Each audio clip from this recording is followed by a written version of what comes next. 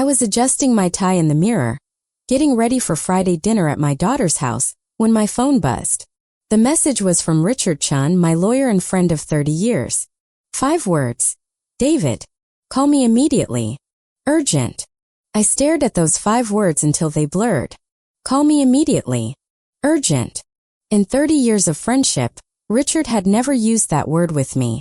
Not when his father died. Not when his practice faced a malpractice suit. Not even during his own divorce. Richard Chun was a man who measured his words like a jeweler weighing diamonds. Carefully, precisely, never in excess. My mind raced through possibilities, each one darker than the last. Had something happened to Mary, his wife? Was he sick? The alternative, that this urgent call was about me, about my life, seemed impossible. I was just David Miller, retired engineer, widower, a man whose days consisted of tending roses and driving to Friday dinners. What could possibly be urgent about my quiet, predictable existence? I looked at my reflection in the hallway mirror. The man staring back had already put on his tie, already decided today would be a good day. That man didn't know that in the next 5 minutes, his entire world would detonate. I almost envied him his ignorance. My thumb hovered over Richard's name. Some part of me understood that making this call was like opening Pandora's box. Once opened, there would be no closing it again. But Richard wouldn't have sent that message unless. I pressed dial. My hand shook as Richard's voice came through, stripped of all warmth. David, are you sitting down? I sank onto the bench by the door. What's wrong? He took a slow breath. I've been reviewing your estate documents. There's a problem with your accounts. A very big problem. My chest tightened. The quarterly reports Katherine sends look fine, I said. His next word stopped my heart.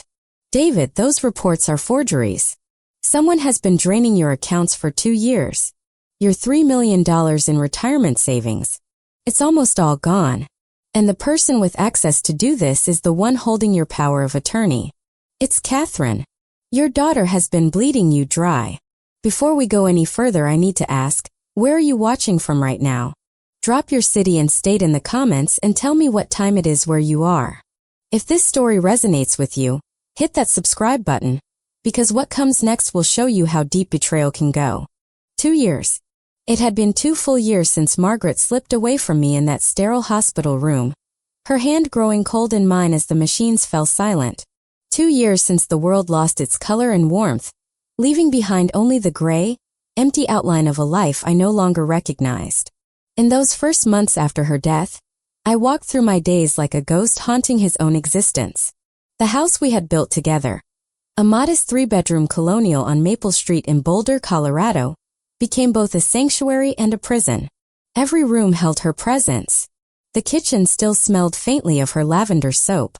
Her reading glasses sat on the side table next to her favorite chair, as if she had just stepped away for a moment and would return to finish the mystery novel still bookmarked on page 207. I was 68 years old, a retired civil engineer who had spent 43 years of his life designing bridges and water management systems for the city of Denver. I understood load-bearing structures, stress points, the mathematical poetry of forces in equilibrium. I knew how to build things that would stand for generations, how to calculate the exact point at which pressure would cause a collapse. But nothing in my education, nothing in my carefully ordered life, had prepared me for the weight of grief. It was a force I couldn't quantify, a load I couldn't distribute. It simply sat on my chest, day after day, making every breath an act of deliberate will. Margaret and I had been married for 42 years. We met in college. She was studying literature. I was drowning in calculus and physics. She used to joke that I built bridges in the real world while she built them between hearts through poetry. She was the warmth to my logic, the softness to my angles. When she was diagnosed with pancreatic cancer 3 years ago, I became her engineer in a different way. I researched every treatment, every clinical trial, every statistic. I built spreadsheets to track her medication schedules, her appointments, her pain levels. I tried to engineer her survival. But some structures, no matter how carefully designed, are destined to fail. And when she finally let go, a part of me, perhaps the most important part, crumbled with her. In the aftermath, I was lost. The routines that had governed our life together dissolved. I stopped going to the hardware store on Saturday mornings. I let the garden she had loved so dearly grow wild and untamed. I ate cereal for dinner and forgot to pay the electric bill until the lights nearly went dark. I was a man adrift and I knew it. That was when Katherine stepped in. Katherine, my daughter, my only child. She had always been a force of nature, even as a little girl. Sharp, ambitious, driven in ways that both impressed and occasionally intimidated me. She inherited my analytical mind but paired it with Margaret's social grace, a combination that made her formidable in every room she entered. She graduated top of her class from the University of Colorado, then earned an MBA from Northwestern. By 35, she was running her own interior design firm in Denver, catering to the city's wealthiest clients. She married Michael, a charming financial consultant with an easy smile and an expensive watch collection. Together, they seemed to have it all. The perfect house in the perfect neighborhood, a bright young son named Ryan, careers that sparkled with success. When Margaret died, Katherine took charge of my chaos with the efficiency of a general deploying troops. She organized the funeral, fielded the calls from relatives, sorted through Margaret's belongings with a tenderness that made me weep. And when the dust settled and I sat alone in my silent house, drowning in paperwork I didn't understand, insurance claims, probate documents, investment statements that might as well have been written in hieroglyphics, Katherine sat me down at my kitchen table and made an offer. "Dad," she said, her voice calm and soothing, "you've spent your whole life taking care of everyone else. Let me take care of this for you. The finances, the accounts, all the logistics. You just focus on healing. Let me handle the details." Her eyes, so much like her mother's, were filled with concern and love. Or at least that's what I saw. What I wanted to see. I was in no state to argue. The truth was I was grateful. Relieved even. Margaret had always managed our household finances. She had a mind for numbers that rivaled my own. And after she was gone, the sheer volume of paperwork felt like an avalanche I was too exhausted to dig out from under. So I signed the power of attorney Katherine placed in front of me. I gave her access to my accounts, my retirement funds, my investment portfolio. I handed her the keys to my financial life and told myself I was lucky to have such a capable, caring daughter. And for 2 years she sent me quarterly reports. Neat, professional documents with charts and graphs showing my portfolio's performance. The numbers looked stable, sometimes even growing slightly. "The market's doing well, Dad," she would say during our Friday dinners. "Your retirement is secure. Mom would be so proud of how well you're managing." I believed her. Why wouldn't I? She was my daughter. Those Friday dinners became my anchor. Every week, without fail, I would drive the 20 minutes to her sprawling home in the upscale Greenwood Village neighborhood. I would ring the doorbell and Ryan, my 12-year-old grandson with his mop of brown hair and gap-toothed grin, would fling open the door and wrap his arms around my waist. "Grandpa!" he'd shout, and for a moment the world felt right again. We would eat Katherine's carefully prepared meals, talk about Ryan's soccer games and school projects, and I would return home feeling a little less alone, a little less like I was disappearing into the void of my own grief. I lived for those dinners. They were proof that I still had family, still had purpose. Katherine would ask about my week, offer to help with yard work or home repairs, remind me to take my blood pressure medication. She was attentive, loving, present, the perfect daughter. And I, in my loneliness and gratitude, never once questioned her motives. I never looked deeper than the surface of her concern. I never asked to see the real bank statements or questioned why my portfolio seemed so remarkably stable in a volatile market. I was a fool. A blind, grieving fool who mistook manipulation for love and surveillance for care. I didn't see the trap being built around me, one tender gesture at a time, until the day Richard Chen's voice shattered my illusion and showed me the truth. I hadn't been healing in the safety of my daughter's care. I had been bleeding out, slowly and silently, while she smiled and served me dinner with hands stained by my stolen life. Richard Chen didn't waste time with pleasantries. The moment I answered, his voice came through the phone like a cold wind cutting through thin walls. "David, I need you to sit down. Right now. Are you alone?" I was standing by the entryway table, my car keys in one hand, my jacket half on. The question sent a spike of fear through my chest. "Yes, Richard. I'm alone. What's going on? Are you all right? Is it Mary?" "I'm fine," he said, and the flatness of his tone offered no comfort. This isn't about me. It's about you. It's about your accounts, David. And I need you to listen very carefully to what I'm about to tell you, because every word matters. I lowered myself onto the bench by the door, my legs suddenly unsteady. Richard and I had been friends since our daughters were in grade school together. We'd coached Little League, shared beers on summer evenings, celebrated each other's promotions and mourned each other's losses. I had never heard this tone in his voice before. Stripped of warmth, clinical, almost robotic. It was the voice of a lawyer delivering catastrophic news, not a friend calling to chat. 6 months ago, Richard began, you asked me to update your estate documents. Standard stuff, beneficiaries will revisions, healthcare directives. As part of that process, I requested comprehensive statements from all your financial institutions. Your retirement accounts, your brokerage portfolio, your savings. I wanted a complete picture before we made any changes. Right, I said slowly. I remember. You said everything looked fine. That's because I was looking at the summary reports Katherine had been sending you, Richard said, and I heard him take a slow, deliberate breath. But David, those reports, they're not real. They're forgeries. Doctored PDFs. Very good ones, professionally done, but forgeries nonetheless. When I requested the actual, official statements directly from your banks and investment firms, what came back was. He paused and I could hear paper rustling. David, it's a disaster. The room seemed to tilt. I gripped the edge of the bench. What are you talking about? The quarterly reports show everything is stable. Katherine sends them like clockwork. I just got one last month. I know you did, Richard said, his voice heavy. I've seen them. And I'm telling you they are fabrications. Someone with access to your account information has been creating false documents to hide what's really happening. And what's really happening, David, is systematic theft. The word hung in the air like a guillotine blade. Theft. That's impossible, I whispered. No one can access my accounts except me. Richard's next words came slowly, each one a hammer blow. That's not true, David. There is one other person.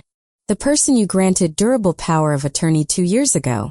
The person you authorized to manage your finances when you were overwhelmed. When Margaret's illness became too much. When the paperwork felt like it was drowning you. I knew what he was going to say before he said it, but hearing the name spoken aloud was like having the ground ripped out from beneath me. It's Katherine, Richard said quietly. Your daughter has been systematically draining your accounts for the past 2 years. And David, I'm not talking about a few $1,000s. I'm talking about almost everything. Your retirement portfolio, which was worth just over $3 million when Margaret passed. It's down to less than $200,000. The rest is gone. The name hung in the air between us like a death sentence. Katherine. My daughter. My only child. For a moment, and I know this sounds absurd, I felt relief. Not Katherine. It couldn't be Katherine. There had been a mistake. Richard had confused me with another client, another David Miller with another daughter. Because my Katherine, the girl who used to fall asleep on my chest when she was 3, who cried when I taught her to ride a bike because she didn't want to let go of my hand, who stood beside me at her mother's grave and promised, we'll get through this together, Dad. That Katherine couldn't possibly be capable of what Richard was describing. But even as I grasped for that denial, another part of my mind, the engineer's mind, the one that dealt in facts and evidence, was already assembling the puzzle pieces I'd been ignoring for 2 years. The way Katherine's eyes would flicker when I mentioned wanting to see my bank statements. Oh, Dad, don't worry about that boring stuff. I've got it covered. The times I'd asked about specific investments and she'd changed the subject with practiced ease. Let me put together a summary for you. It's complicated. The gradual way she positioned herself between me and every financial institution, every advisor, every person who might have asked questions I didn't know to ask. I'd called it devotion. I'd called it love. What a fool I'd been. David.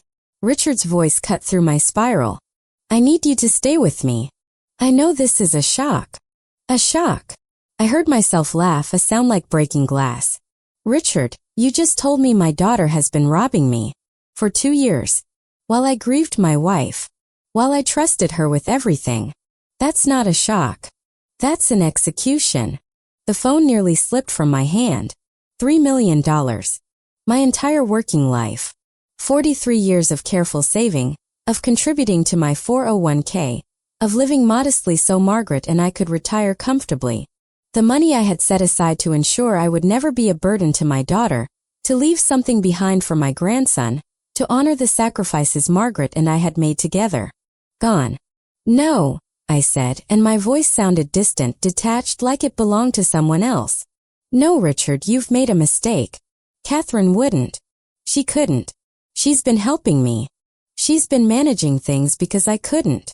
She's been managing things all right, Richard said, and now there was an edge of anger in his professional calm, managing them straight into her own pockets. David, I have the records right here in front of me. Over the past 24 months, there have been 73 separate withdrawals from your accounts. Structured transfers, most of them just under the reporting threshold to avoid automatic flags. The money was moved into a shell company called Harmony Ventures LLC. That company, David, lists Katherine as the primary officer and Michael as the financial manager. My mind was spinning, reaching desperately for another explanation, any explanation. Maybe it's a legitimate investment. Maybe she was trying to grow the portfolio. David. Richard's voice was gentler now, but firm. Harmony Ventures isn't an investment vehicle. It's a funnel. The money goes in, and then it comes right back out in the form of consulting fees and management payments that go directly into Katherine and Michael's personal accounts. I've traced purchases. A new Porsche registered to Michael, purchased 18 months ago for $92,000. Katherine's interior design firm took out a lease on a downtown office space, rent of $12,000 a month, paid in full for 2 years up front. There are credit card statements showing luxury vacations to Europe, jewelry purchases, home renovations. He paused. David, they've been living off your money, your retirement, your life savings, and they've been hiding it behind fake reports to keep you in the dark. I couldn't breathe. The walls of my small entryway seemed to be closing in. My vision blurred at the edges. I saw Katherine's face in my mind, her concerned expression when she sat with me after Margaret's funeral, the way she held my hand and promised to take care of everything. Don't you worry, Dad, she had said. I've got you. Another memory surfaced, sharp and sudden. 6 months ago, I had mentioned to Katherine that I was thinking about taking a trip to visit Margaret's sister in Maine. It would be nice to get away, I had said. Katherine's face had flickered with something, annoyance? Panic? Before smoothing into a smile. That's a great idea, Dad, but let me check your cash flow first. Travel can be expensive, and we want to make sure you're not dipping into your principal. A week later, she told me the timing wasn't good, that the market was down and it would be better to wait. I had believed her. I had canceled the trip. She hadn't been protecting my money. She had been protecting her access to it. David. Richard's voice pulled me back.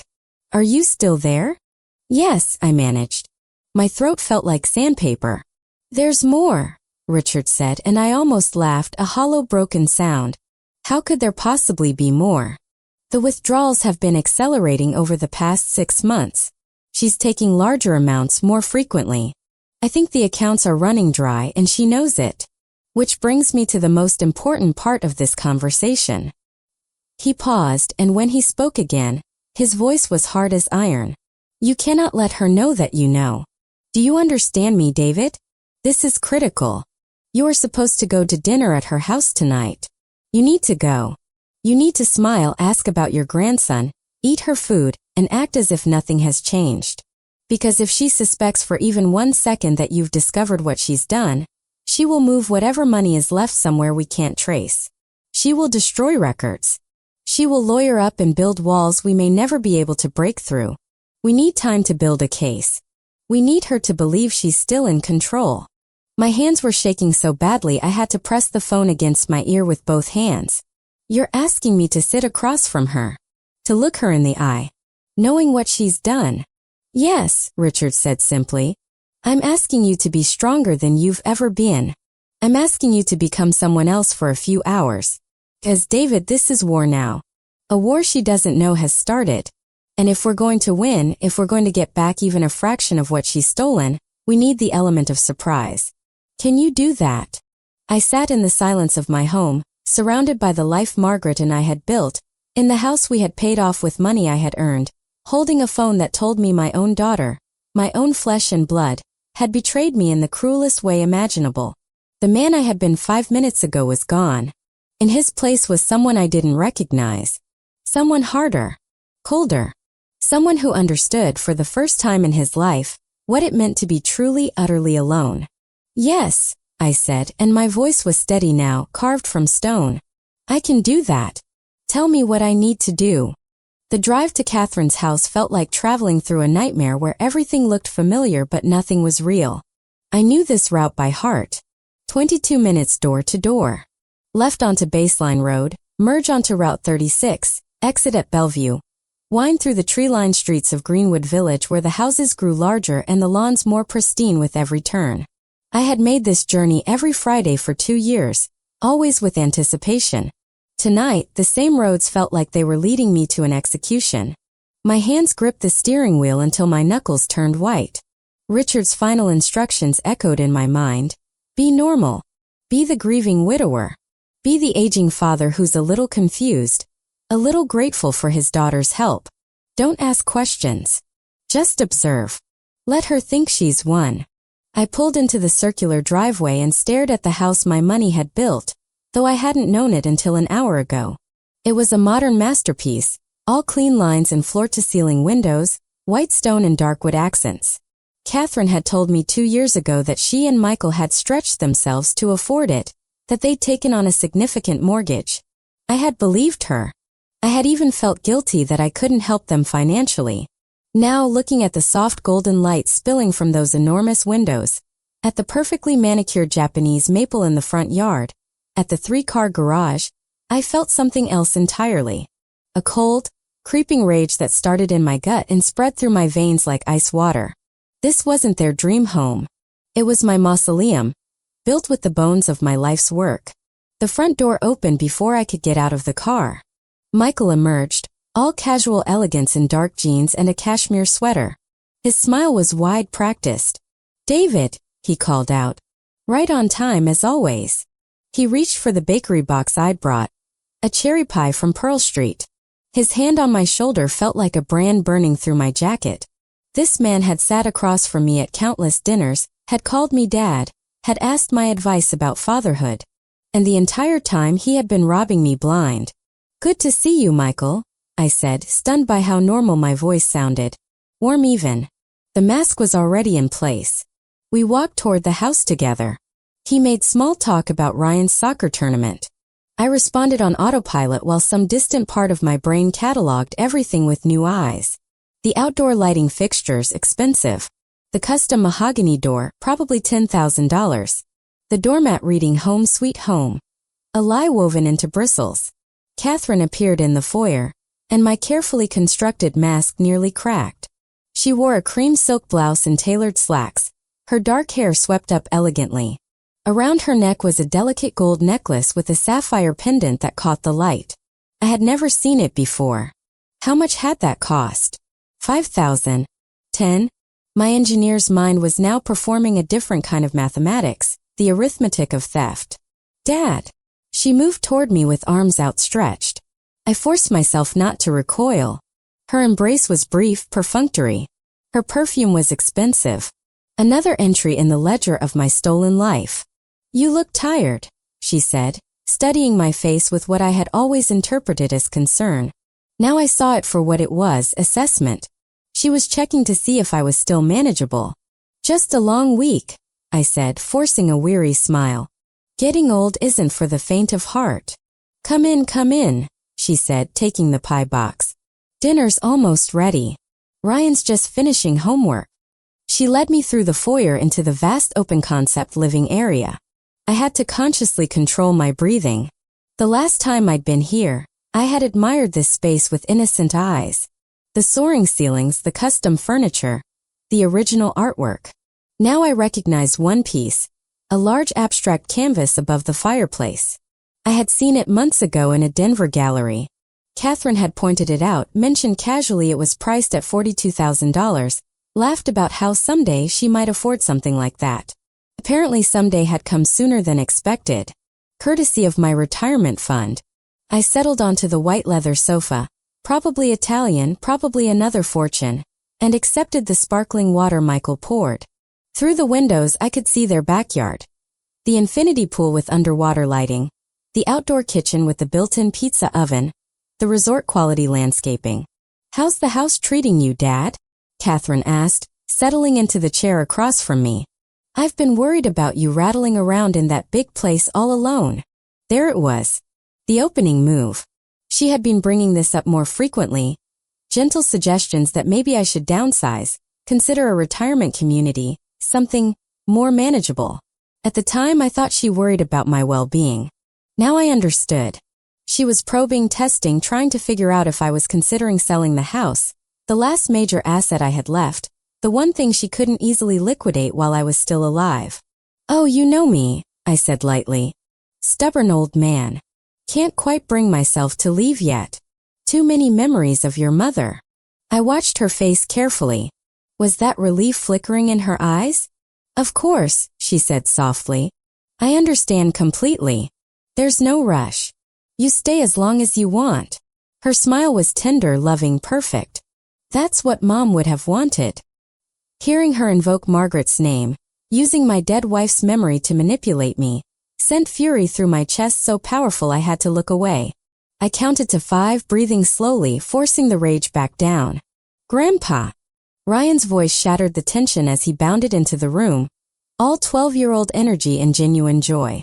He crashed into me with a hug that was real, unguarded, innocent. My grandson. The one pure thing in this house of lies. I held him perhaps longer than usual, this boy who had no idea his parents were thieves, that his college fund was probably spent, that the man hugging him was wearing a mask to hide a breaking heart. "Hey buddy," I said thickly. "How was school?" As Ryan launched into a story about his science project, as Katherine called us to the dining room where expensive china I'd never seen gleamed on the table, as Michael poured wine into crystal glasses, I played my part. I smiled. I asked questions. I complimented the meal. I laughed at Ryan's jokes. I was the grateful father, the doting grandfather, the aging widower so thankful to have such wonderful family. And with every word, every gesture, every false smile, I was building a case. Observing.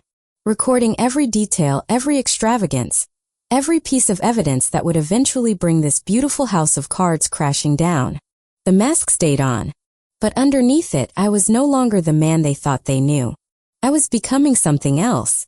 Something harder. Something capable of the patience and cold calculation required for what was coming next. Dinner was an exercise in controlled agony. Katherine had prepared, or more likely catered, a spread that belonged in a restaurant. Herb-crusted salmon, roasted vegetables glistening with olive oil, wild rice pilaf, a mixed green salad with candied pecans and goat cheese. The kind of meal that costs $100 a plate at the upscale bistros downtown. Everything was plated with artistic precision on white porcelain dishes trimmed with silver. I forced myself to eat, to chew and swallow and nod appreciatively, even though every bite tasted like ash. Across from me, Ryan chattered enthusiastically about his upcoming field trip to the Natural History Museum. Katherine smiled indulgently, occasionally reaching over to tuck a stray lock of hair behind his ear. Michael refilled water glasses and asked me about the Broncos game I'd supposedly watched last Sunday. I hadn't watched it, but I made something up, and he nodded along as if my opinion mattered. They were so good at this. So practiced. The perfect family tableau. Loving daughter, attentive son-in-law, bright grandson. And in the center, the aging patriarch, grateful for their company, blissfully unaware that he was sitting in a dining room purchased with his own stolen money, eating food bought with funds drained from his accounts, admiring artwork acquired through systematic fraud. Halfway through the meal, Katherine set down her fork and adopted a tone I'd heard many times before. Serious, slightly concerned, the voice of a responsible daughter managing her father's declining capabilities. It was the voice that always preceded something she wanted. "Dad," she began, reaching across the table to place her hand over mine. Her fingers were cool, her touch light. "Michael and I have been talking, and we wanted to run something by you. Just to get your thoughts." I looked up, playing the role of the slightly befuddled old man. Of course, sweetheart. What is it? She exchanged a glance with Michael, who gave her an encouraging nod. Well, you know the market has been volatile lately. These trade tensions with China. The uncertainty in Europe. Michael's been following it closely. She gestured to her husband, who leaned forward with a grave expression. It's gotten pretty unpredictable, David, Michael said, his tone suggesting he was sharing insider knowledge. A lot of the mutual funds and growth stocks in your portfolio are exposed to some serious risk right now. Katherine and I were looking at your quarterly report last week, and we think it might be time to rebalance. Move some of those more aggressive positions into something safer. Treasury bonds, maybe some municipal securities. Lower returns, sure, but much more stable for someone in your position. My position? Retired. Elderly. Dependent on their expertise. Katherine squeezed my hand. We just worry about you, Dad. You've worked so hard your whole life to build that nest egg. We want to make sure it's protected. That you're protected. I know Mom would want us to be careful with it. There it was again. Margaret's name wielded like a weapon. Invoked to give weight to their manipulation.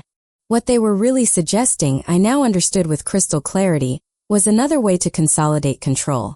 To lock down whatever remained of my money into vehicles that would be even harder for me to access independently, that would require even more of their management. They were trying to build additional walls around the last scraps of my financial life, to make sure that when the well finally ran dry, I would have no ability to discover what had happened until it was far too late.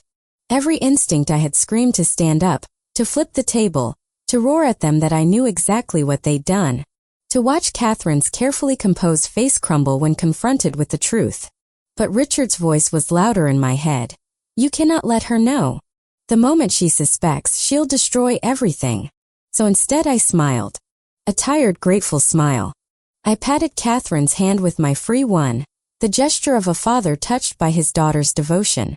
That's very thoughtful of you both, I said, my voice deliberately soft, almost frail. You two have taken such good care of me since your mother passed. I honestly don't know what I would do without you. The relief that washed over Katherine's face was visible, a subtle relaxing of the muscles around her eyes and mouth. She'd gotten the response she wanted. Her aging, trusting father was still firmly in her grasp. We're family, Dad, she said warmly. Taking care of each other is what we do. She turned to Michael. Why don't you pull up those bond fund prospectuses after dinner? We can walk Dad through the options. Absolutely, Michael agreed, already reaching for his phone. I've got everything saved in my files. I nodded agreeably and took another bite of salmon, letting them think they'd successfully guided me toward their next objective. Meanwhile, my mind was racing with calculations of a different sort. They were accelerating. Richard had said the withdrawals were increasing in frequency over the past 6 months. Now they were trying to restructure what little remained. That meant they were either getting more desperate or more confident. Possibly both. Ryan, oblivious to the undercurrents of adult conversation, launched into a detailed description of a video game he wanted for his birthday. I listened, asked questions, engaged with him in a way that was genuine even while everything else at this table was performance. He was innocent in all of this.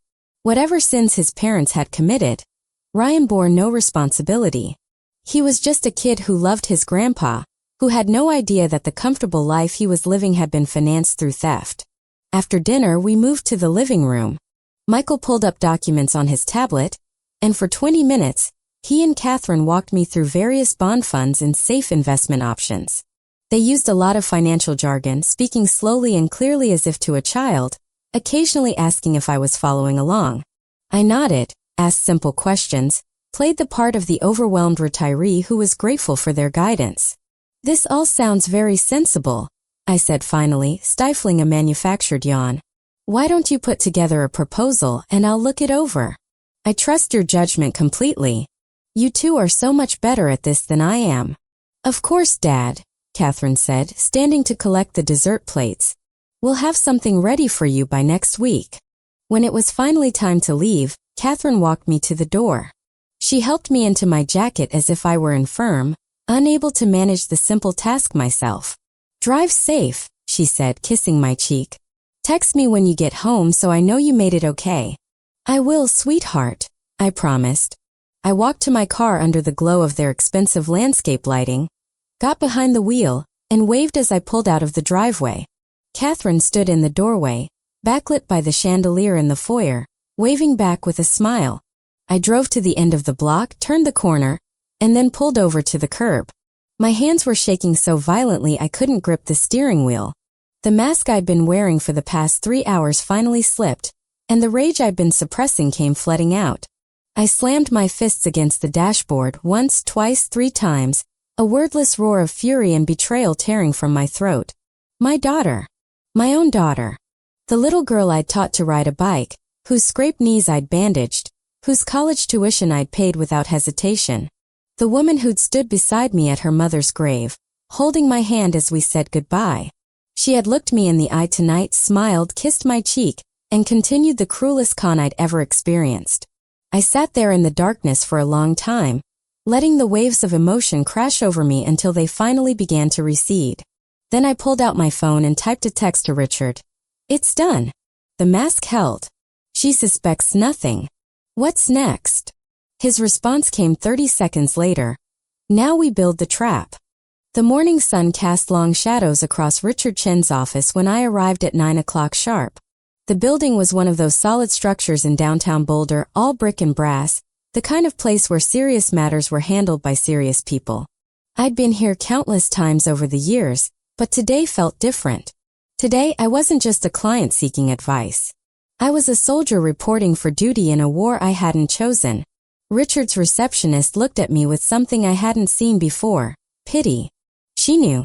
Go right in, Mr. Miller, she said softly. They're waiting for you. They. Plural. I pushed open the heavy oak door. The room smelled of old books and coffee.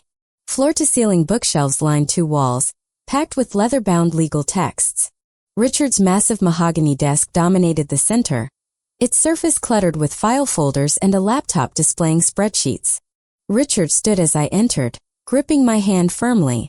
His expression was grim but determined. David, thank you for coming so early. I know last night was difficult. That's one word for it, I said. He gestured to a woman I'd never seen before, perched on the edge of a leather chair with a laptop balanced on her knees. She was young, probably not even 35, with short dark hair, sharp eyes behind black-framed glasses, and an air of intense focus. David, this is Chloe Armstrong, Richard said. She's a forensic accountant, one of the best in the state. I've worked with her on 3 major embezzlement cases. She's never failed to trace money people thought was untraceable. Chloe stood and extended her hand. Her grip was firm, professional. Mr. Miller, she said, her voice crisp. I'm sorry we're meeting under these circumstances. But what's been done to you is not irreversible. Money leaves trails. Always. And I'm very good at following trails. We sat. Richard poured coffee. Then he opened the first folder on the table between us. Let me walk you through what Chloe has found, he began. And David, some of this will be hard to hear. I wrapped my hands around the warm mug. I don't think anything can be harder than what I already know. Chloe turned her laptop screen toward me. It displayed a complex flowchart, a web of boxes and arrows in different colors. This is a preliminary map of where your money has gone. What Katherine has done isn't just theft. It's sophisticated financial fraud. The kind that requires planning, knowledge, and a complete absence of conscience. She clicked to the next screen, a spreadsheet with dozens of rows highlighted in yellow. These are withdrawals from your primary retirement account. 73 separate transactions over 2 years. Notice the pattern. Most are between $8,000 and $9,000. That's deliberate. Any cash transaction over $10,000 triggers an automatic report to the IRS. Katherine kept withdrawals just under that threshold to avoid scrutiny. My stomach turned. She hadn't just stolen from me. She'd studied how to do it without getting caught. The money was transferred into this entity, Chloe continued, pointing to a box labeled Harmony Ventures LLC. It's a limited liability company registered in Delaware. Katherine is the managing member. Michael is the financial officer. On paper, it looks legitimate. In reality, it's a funnel. Richard leaned forward. Delaware is popular for forming LLCs because of privacy protections. Plenty of legitimate businesses incorporate there. But it's also a favorite for people hiding their activities. Chloe clicked again. The flowchart animated, showing money flowing from my accounts into Harmony Ventures, then out in multiple directions. Once your money entered the LLC, it was redistributed. Some went to real estate investments. That's their house down payment and renovations. Some to equipment purchases, the Porsche, and before that, a Land Rover. Some to consulting fees and management salaries, direct deposits to their personal accounts. My hands tightened around the coffee mug. How much? I asked hoarsely. In total. Chloe's expression didn't change, but sympathy flickered in her eyes. Based on records I've accessed so far, approximately $2.8 million. You started with just over $3 million. You now have approximately $220,000 remaining, mostly in accounts requiring physical signatures for withdrawal. $2.8 million. The number hung in the air like a death sentence. There's more, Richard said grimly. He pulled out credit card statements. Look at this. July last year, $15,000 to a luxury travel agency. 2 weeks in the French Riviera. October, $12,000 at Cartier. March this year, $38,000 to a private school for Ryan's tuition through 8th grade. They're living far beyond their actual incomes, Chloe added. Michael's business brings in maybe $80,000 yearly. Katherine's firm does better, around $150,000. Combined legitimate income is maybe $230,000. But their spending last year alone? Over $400,000. The difference came from you. Everything I'd worked for, everything Margaret and I had sacrificed, funneled into designer clothes and European vacations and private school tuition. There's one more thing, Richard said, his tone sharp.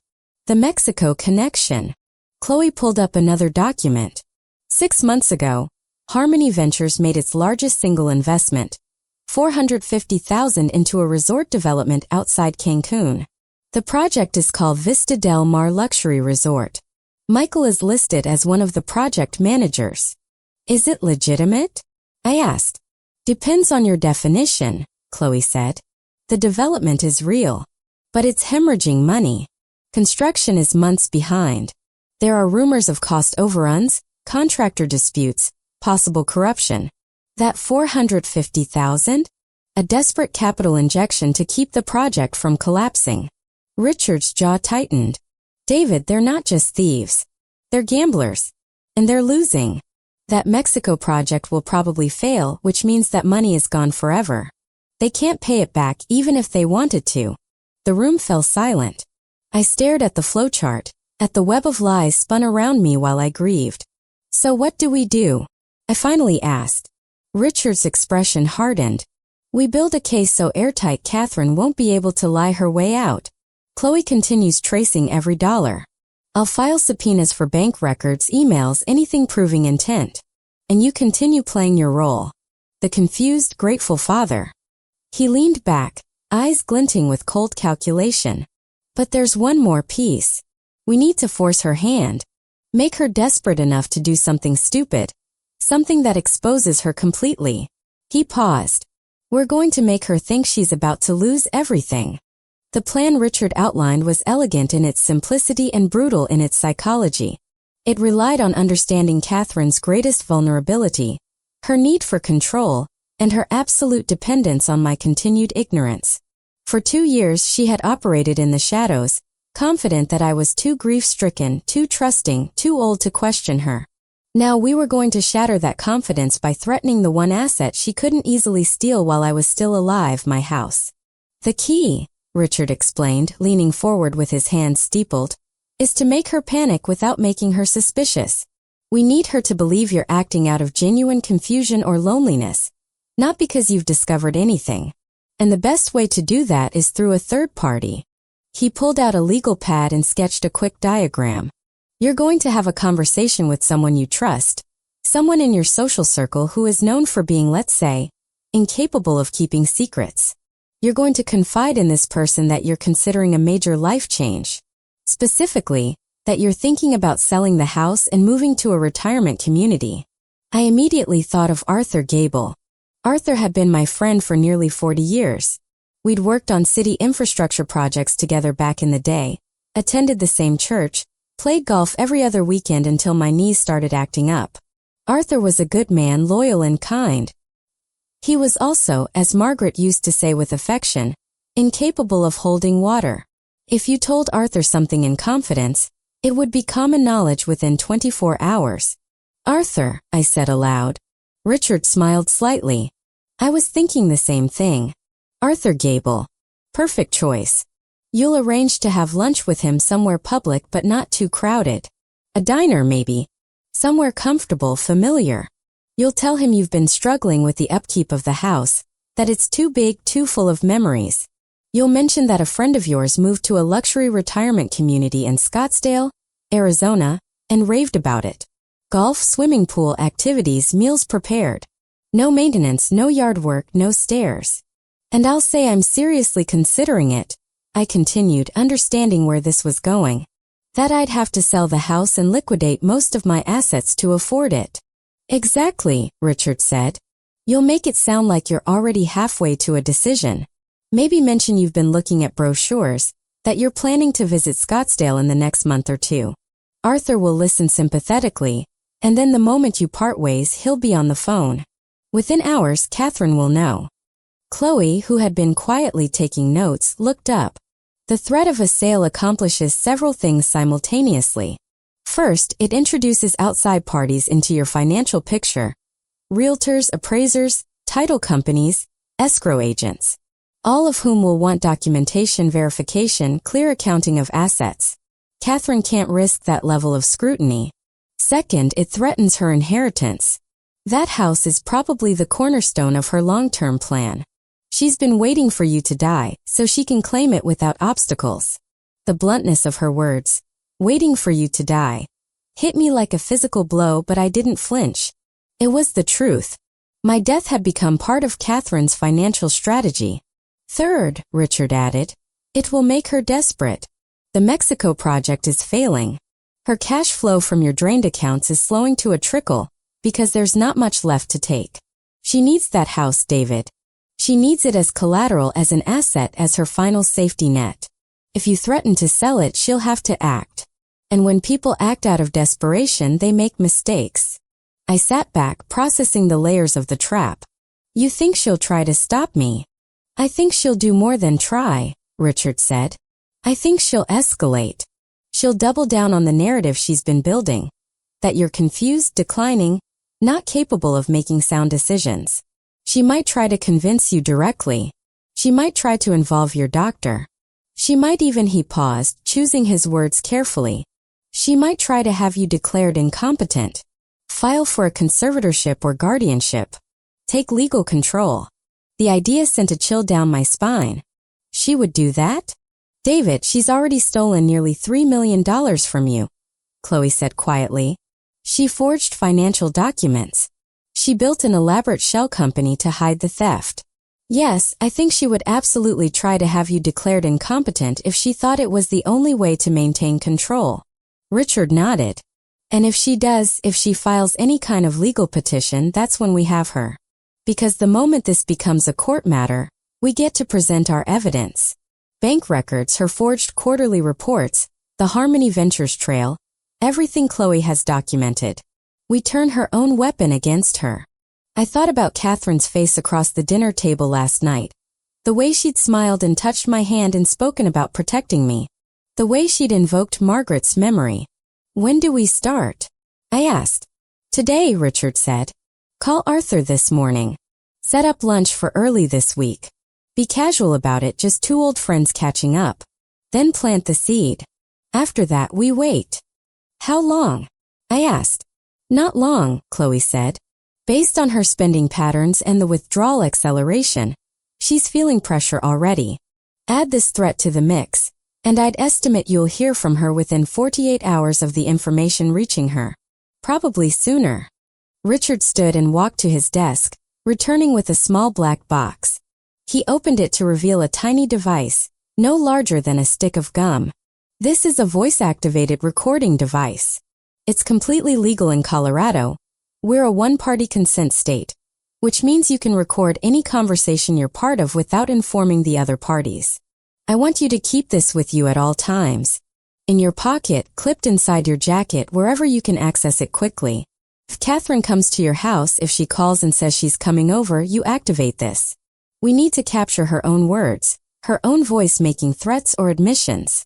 I took the device, feeling its weight in my palm. It was so small, so innocuous. But it represented something powerful. The ability to turn Katherine's own words into evidence against her. One more thing, Richard said, his voice softening slightly. David, the next few weeks are going to be hard. Harder than last night even. You're going to have to maintain this performance while Katherine potentially escalates her manipulation. You're going to hear things that will hurt. She might say things about your mental state, your capacity, your fitness as a father and grandfather. Remember that none of it is true. It's all strategy. All desperation. I nodded, slipping the recording device into my jacket pocket. I've been an engineer for over 40 years, Richard. I know how to follow a plan. I know how to stay focused even when the structure is shaking. I'll do what needs to be done. As I left Richard's office and stepped out into the bright Colorado morning, I felt something I hadn't felt since that terrible phone call 2 days ago. Not happiness, not peace, but something almost as valuable. Purpose. I wasn't just a victim anymore. I was an active participant in my own justice. The trap was being set, piece by careful piece. And Katherine, brilliant and calculating as she was, had no idea the ground was shifting beneath her feet. I called Arthur Gable from my car before leaving Richard's building. My hands were steadier now, my mind focused.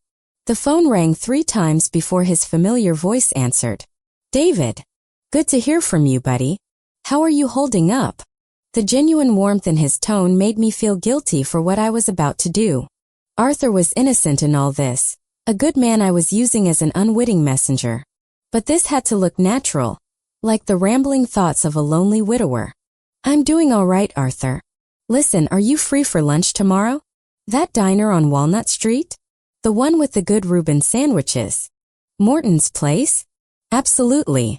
Noon work for you. Perfect. See you then. I spent the rest of the day rehearsing my performance. Standing in front of my bathroom mirror, practicing the weary sigh, the slight slump of shoulders, the tone conveying exhaustion rather than anger. I was David Miller, 68, widower, overwhelmed by a house too large and memories too heavy. Not a man who'd discovered betrayal. Simply tired. Morton's place was exactly as I remembered. Red vinyl booths, checkered floor, the smell of grilled onions and coffee. Arthur was already seated when I arrived. He stood to shake my hand, and I noticed he'd gained weight since last month. You look good, David, he said, though his eyes showed he was lying out of kindness. We ordered Reubens and coffee, spent the first 20 minutes on comfortable territory. The Rockies season, Arthur's daughter's promotion in Chicago, his battle with the Homeowners Association. Normal conversation between old friends. Then, as our plates were cleared and coffee refilled, I made my move. I let out a long sigh and stared out the window. You know, Arthur, I began quietly, I've been thinking a lot lately about that house. About how much is too much for an old man to handle alone. Arthur set down his cup, expression shifting to concern. The house on Maple? What do you mean? I turned back to him, letting fatigue show. It's just so big. For bedrooms, that huge yard Margaret loved. The garden's completely overgrown. I can't keep up. The roof needs work. The furnace is 20 years old. Always something breaking. I shook my head slowly. Some days I wake up and feel like the house is managing me. That's a lot to handle, Arthur agreed. Have you thought about hiring help? A lawn service. I have, I said, deploying the key piece. But you remember Bill Henderson from the Planning Commission? He moved to a retirement community in Scottsdale 6 months ago. I talked to him last week, and Arthur, the way he described it sounds like paradise. I watched Arthur lean forward, interest piqued. This was the gossip-worthy detail that would spread through our social network like wildfire. Everything's taken care of, I continued. Landscaping, maintenance, meals, golf course, pool activities. Bill said all he has to do is decide what's for dinner and which friend to play cards with. No snow to shovel, no gutters to clean, no property taxes. He said it's the best decision he ever made. Sounds nice, Arthur said carefully. Are you thinking about something like that? I let silence hang, as if considering whether to share. Then I nodded slowly. I've been looking at brochures, actually. There's a place called Desert Vista that looks beautiful. Independent living with support services. The units are smaller, maybe 1,200 square feet, but that's plenty for one person. Arthur's eyebrows rose. You're seriously considering this? I don't know yet, I said with uncertainty. It's a big decision. I'd have to sell the house, liquidate most assets to afford the buy-in and monthly fees. But Arthur, I'm 68. How many years do I have left to rattle around in a house built for a family? Margaret's gone. Katherine has her own life. What am I holding on to it for? This was significant news, the kind that would dominate discussions at church socials. David Miller selling the house he'd lived in 35 years. Moving to Arizona. Have you talked to Katherine about this? Arthur asked cautiously. Not yet, I said. I wanted to think it through first. But I'm planning to visit Desert Vista next month, take a tour. If I like what I see, I trailed off, letting him fill in the rest. Arthur reached across and patted my hand. David, you know I support whatever you decide. You deserve to be comfortable. But this is big. Just make sure you're thinking clearly. Don't rush. I won't, I promised. But between you and me, the idea of waking up without worrying about which pipe will burst, that sounds pretty damn good. We finished coffee and split the check. Walking to the parking lot, Arthur gave me a firm hug. Take care of yourself. If you need someone to talk this through with, I'm here. I watched him drive away, knowing with certainty that before day's end, Katherine would know every word. The seed was planted.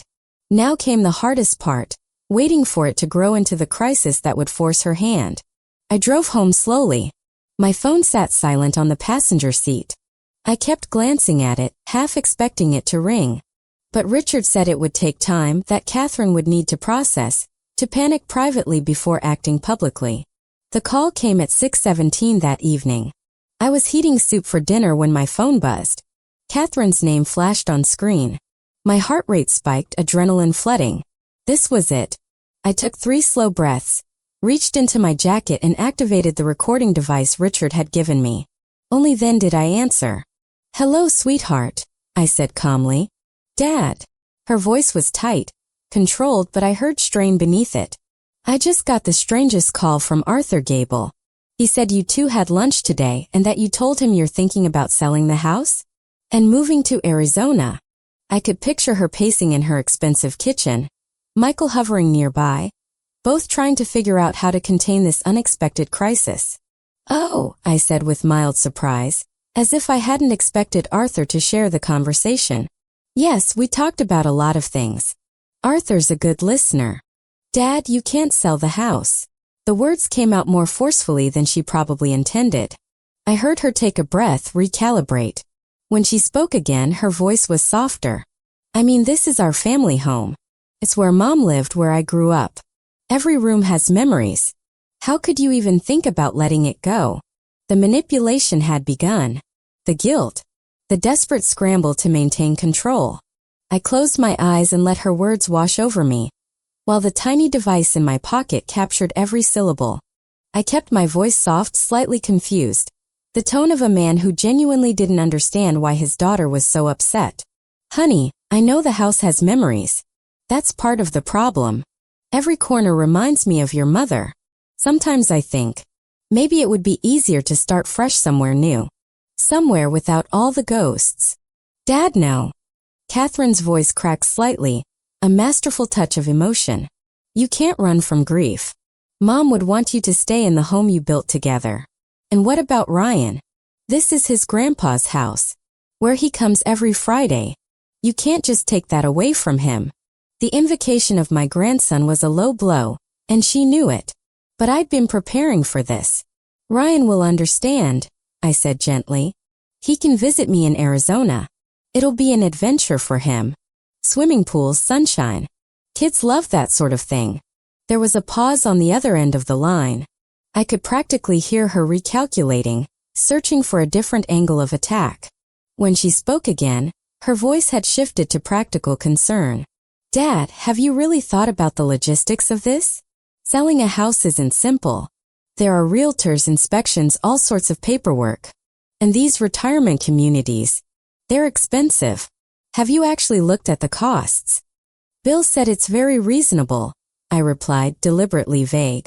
And yes, I'd have to sell the house and use most of my savings, but what else am I saving it for? I can't take it with me when I go. Another pause. Longer this time. I could feel her panic building through the phone line. Dad, I really think we need to sit down and talk about this face to face. Tomorrow. Can Michael and I come by in the morning? Maybe around 10? We can look at the numbers together. Make sure you're not making a decision you'll regret. There it was. The urgency. The need to get in front of me immediately, to reassert control before this situation spiraled further. Sure, sweetheart, I said agreeably. 10 o'clock is fine.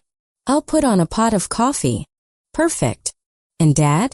Please don't call any realtors or make any commitments until we've talked. Promise me. I promise, I said. It was just an idea anyway. I haven't done anything concrete. Good. Okay. We'll see you tomorrow morning. Try to get some rest tonight. I will. Good night, Katherine. Good night, Dad. I love you. The words hung in the air after she disconnected. I love you.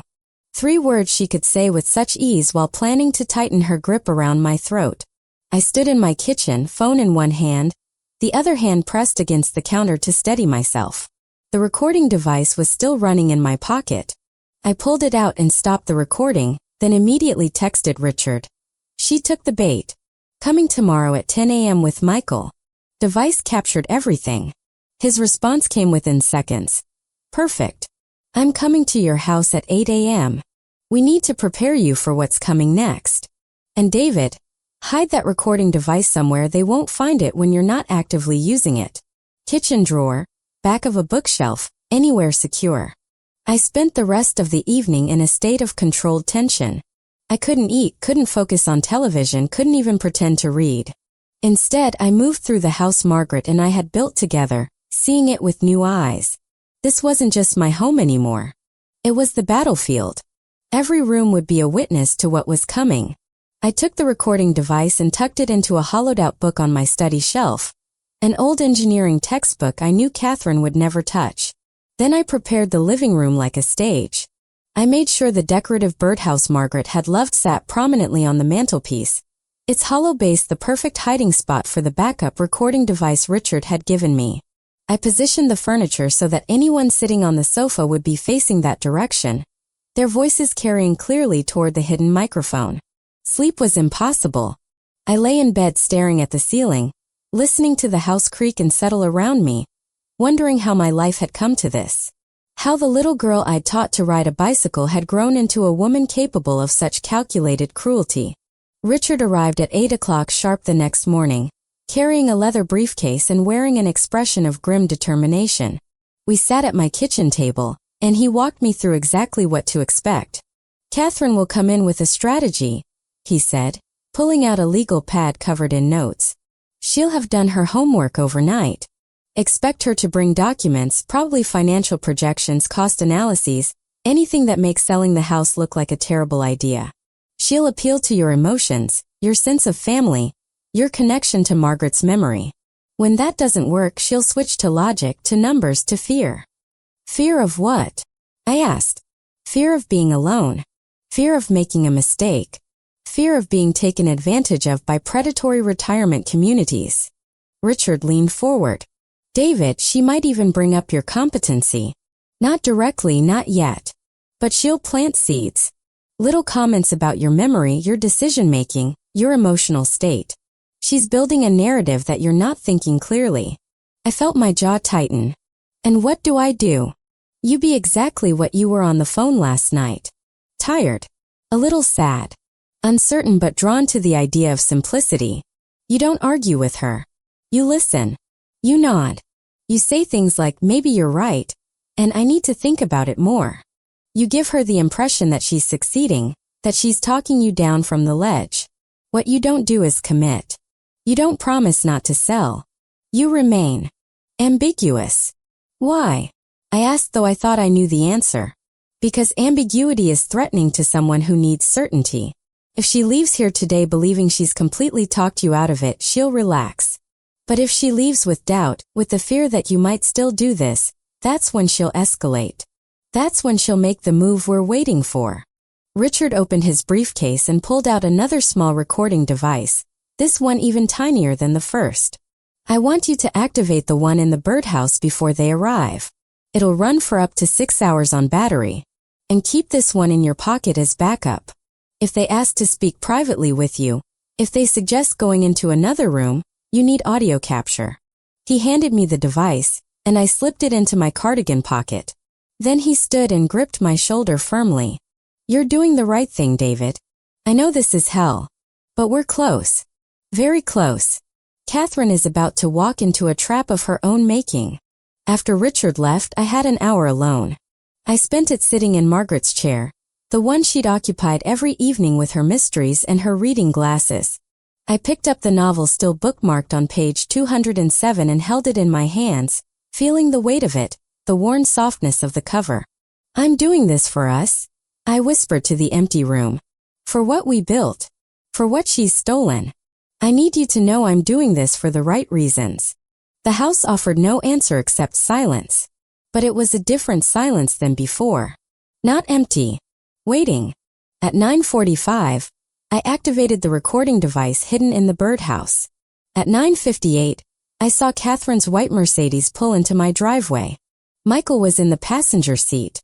She'd come armed with her partner in crime, ready for battle. I opened the door before they could knock, my face arranged in an expression of tired welcome. Come in, I said. Coffee's ready. Katherine embraced me, and this time I felt the tension in her body, the tightness in her shoulders. She was wound like a spring. Michael shook my hand, his grip firm and his smile strained. They were here to save me from myself, to protect their investment, to ensure the foundation of their house of lies didn't crumble. They sat. We talked. They presented their documents, their arguments, their carefully constructed case for why I shouldn't sell. And then after I'd left the room to make more coffee, I heard it. The moment I'd been waiting for. The moment Richard had predicted. I stood just out of sight in the kitchen.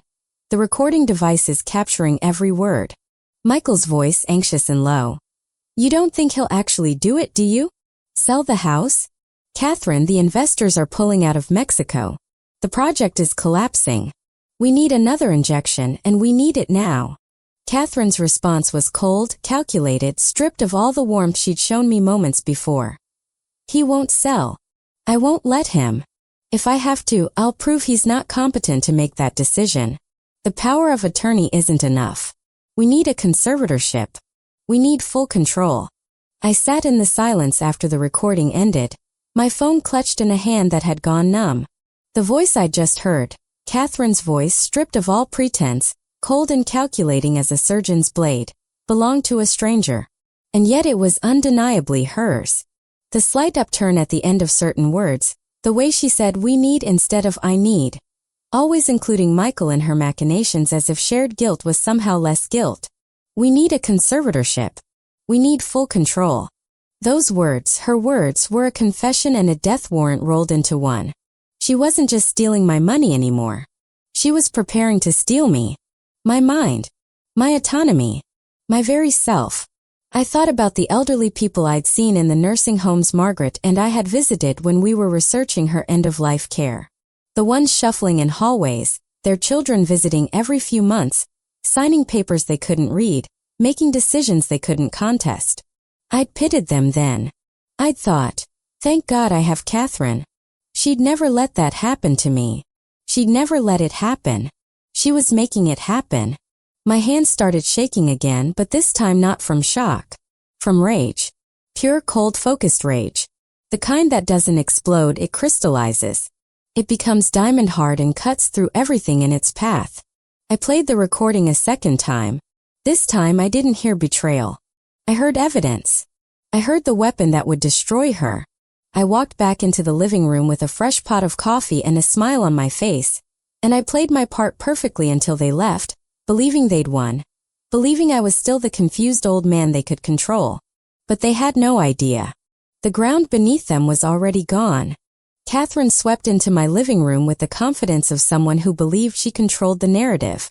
She was dressed impeccably. Navy blazer, white blouse, designer jeans that probably cost more than my monthly utility bill. Michael followed carrying a leather portfolio filled with documents designed to overwhelm me. Sit, I said, gesturing toward the sofa facing the mantelpiece where the hidden recording device waited. Let me get that coffee.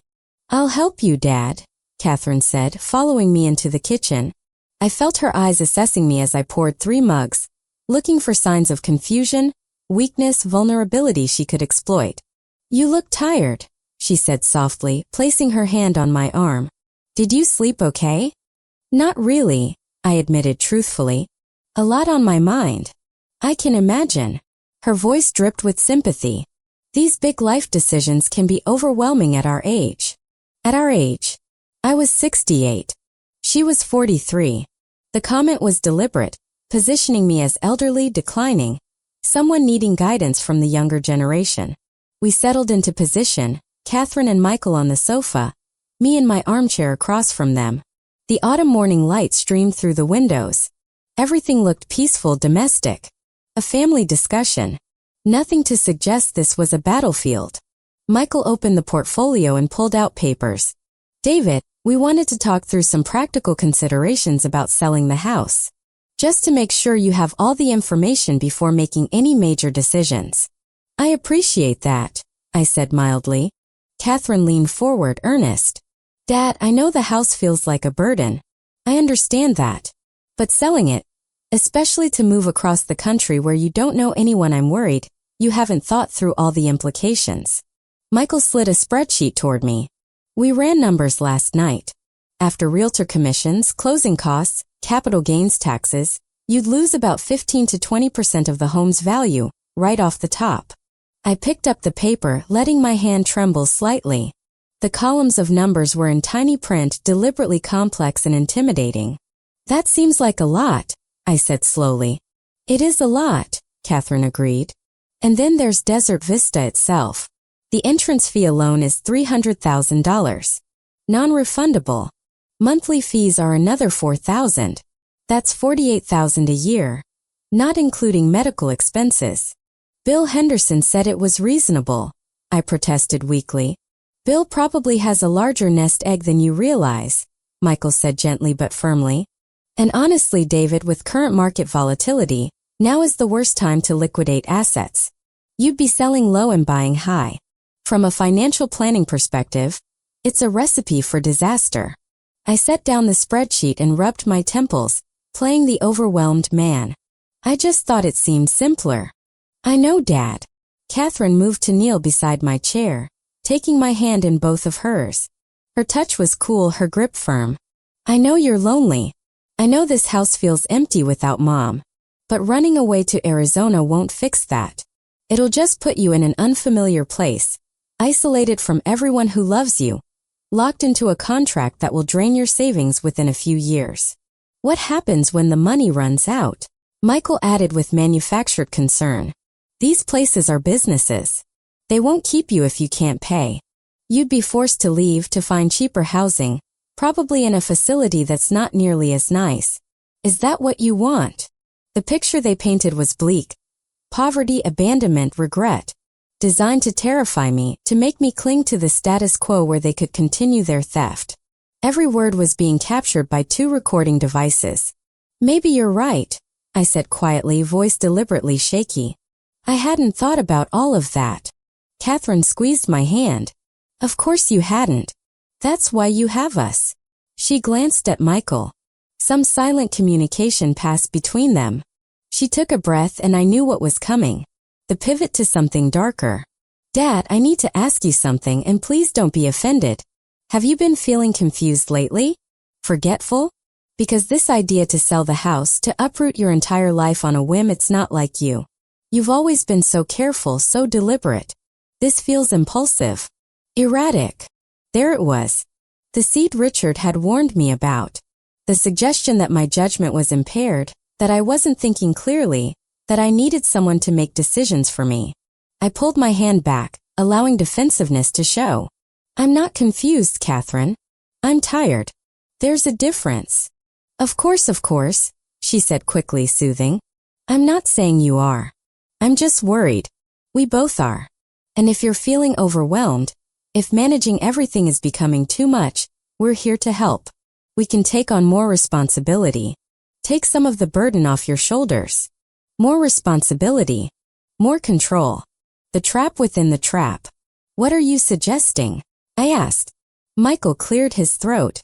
We think it might be helpful if Katherine took a more active role in managing your day-to-day affairs. Not legally necessarily, but practically. She could handle more bills, coordinate with repair people, maybe stay more involved in investment decisions, just to ensure everything's running smoothly and you're not worrying about details.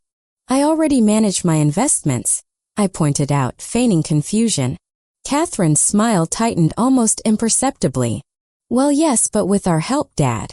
You gave me power of attorney 2 years ago, remember? So I could help when things got difficult.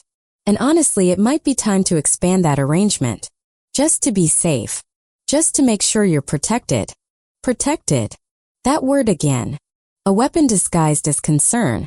I let the silence stretch, watching them. Katherine's face was a mask of loving concern, but I could see tension in her jaw, fingers curled against her palm. Michael sat rigidly, shoulders tight, eyes flicking between me and his wife. They were waiting to see if I would surrender the last vestiges of control. I need to think about all of this, I said finally, voice heavy with fatigue. The house, the money, all of it. My head is spinning. Of course, Katherine said, standing and smoothing her blazer. We're not asking for an immediate answer.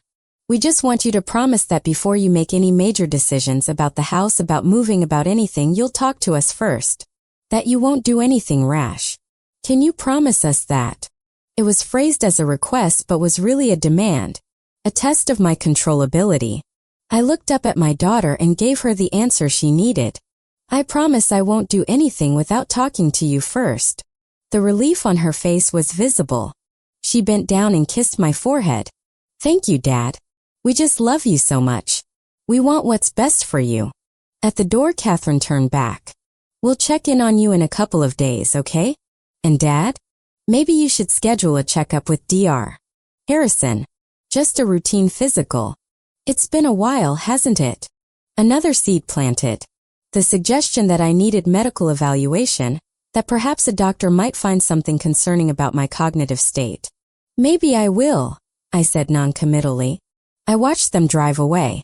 Then I closed the door, walked to the mantelpiece, and retrieved the recording device from the birdhouse.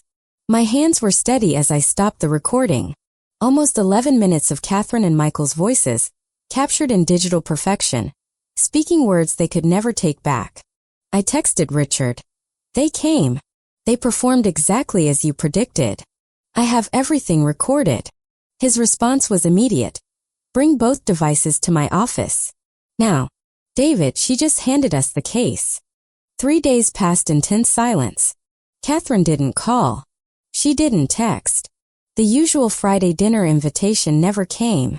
The quiet felt deliberate, strategic. A calculated pause designed to let me stew in doubt and reconsider my Arizona fantasy.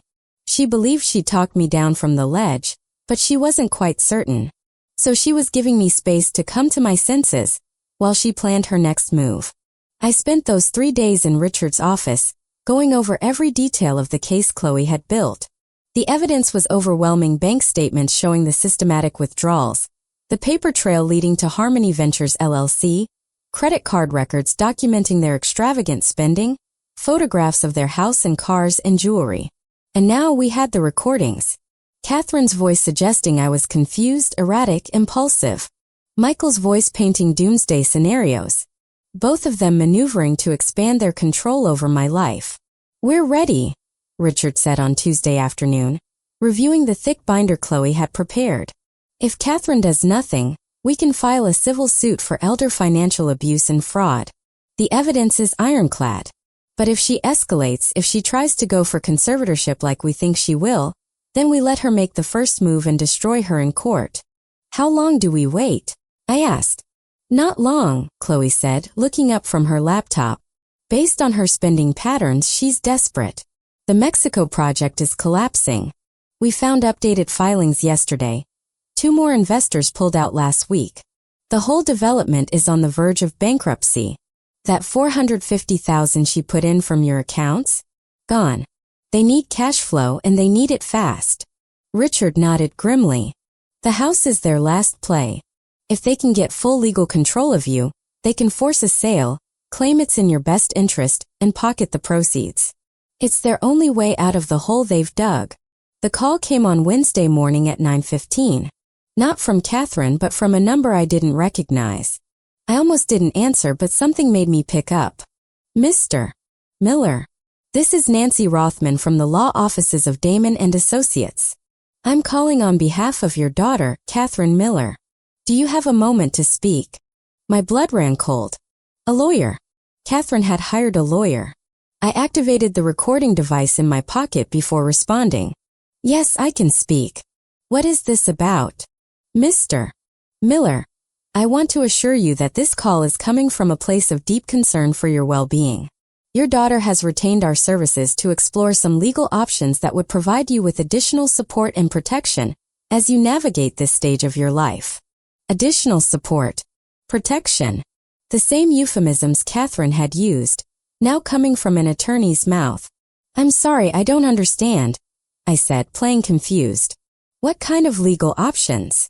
Your daughter is concerned about your capacity to manage certain complex decisions on your own. She's mentioned some recent behavior, talk of selling your home impulsively, moving across the country without proper planning. She's worried about your cognitive state and believes it may be in your best interest to establish a conservatorship arrangement. There it was. The word Richard had predicted. Conservatorship.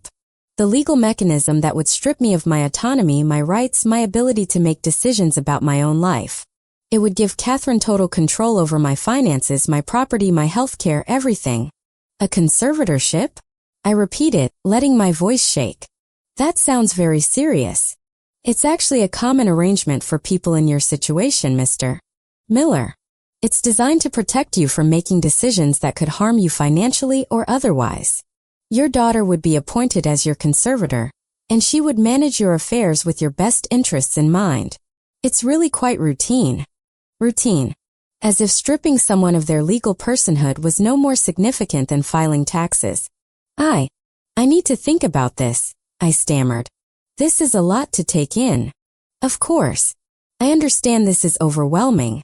The reason I'm calling is to inform you that we'll be filing a petition with the court next week. You'll receive official notice, and there will be a hearing where a judge will evaluate the situation. I encourage you to attend that hearing, Mr. Miller. You'll have the opportunity to speak. Next week. My voice cracked convincingly. This is happening that fast? Given the concerns about your well-being, we believe it's important to move expeditiously. Again, this is all being done out of love and concern. Your daughter simply wants to ensure you're protected. The call ended shortly after. I sat in my living room, phone in hand, staring at nothing. The trap had sprung. Katherine had filed the papers. The war was no longer covert. It was about to become brutally public. I called Richard immediately. They're filing for conservatorship. Next week. Perfect. His voice was sharp with satisfaction.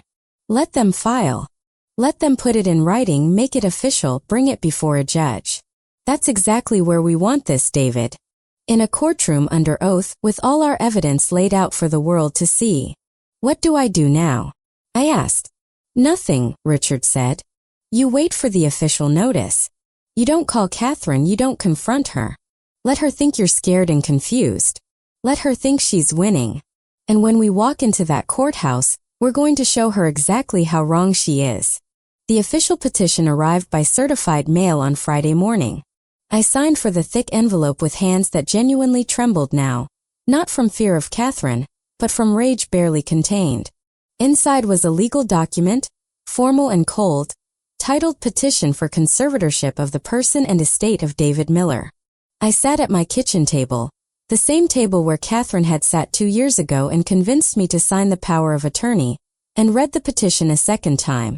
Then a third. Each reading made it worse, not better. The words didn't become less sharp with repetition. They burrowed deeper. Significant cognitive decline. Impaired judgment. Unable to manage his own affairs. They were trying to turn me into a legal non-person. A child. A ward of the state, except the state would be Katherine. Every decision, where I lived, what I ate, whether I could see friends, whether I could spend $5 on a cup of coffee, would require her approval. I would need permission to exist in my own life. And the most insidious part? The system was designed to make it almost impossible to fight back. Because if you fought, if you argued, if you got angry, well, that was just more proof you weren't competent. Anger became evidence of instability. Self-defense became paranoia. I walked to the bathroom and looked in the mirror. The same mirror where I'd straightened my tie that Friday evening a lifetime ago. I forced myself to recite the presidents in order. Washington, Adams, Jefferson, Madison. All the way to Biden. Then I did complex math in my head. The load-bearing calculations for a suspension bridge. The differential equations I'd used for water flow management. My mind was sharp. My mind was fine. But Katherine was betting that a judge, looking at a grieving elderly man being challenged by his concerned daughter, would err on the side of caution. Would rather strip an old man of his rights than risk him making a mistake. She was weaponizing the system's compassion against me. I picked up my car keys. Richard needed to see this. And we needed to weaponize something far more powerful back at her, the truth. I read through the pages, each one more insulting than the last.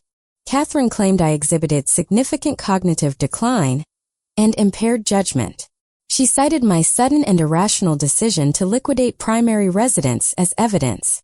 She included declarations from 2 people I'd never met, business associates of hers I assumed, who swore they'd witnessed me appearing confused and disoriented at recent social gatherings. Lies. All of it. Carefully constructed lies designed to paint me as incompetent. But the most damaging piece was the psychological evaluation. It was brief, just 2 pages signed by a Dr. Alan Miller, no relation according to the disclaimer. It stated that based on a preliminary telephone consultation arranged by Katherine, he had concerns about Mr.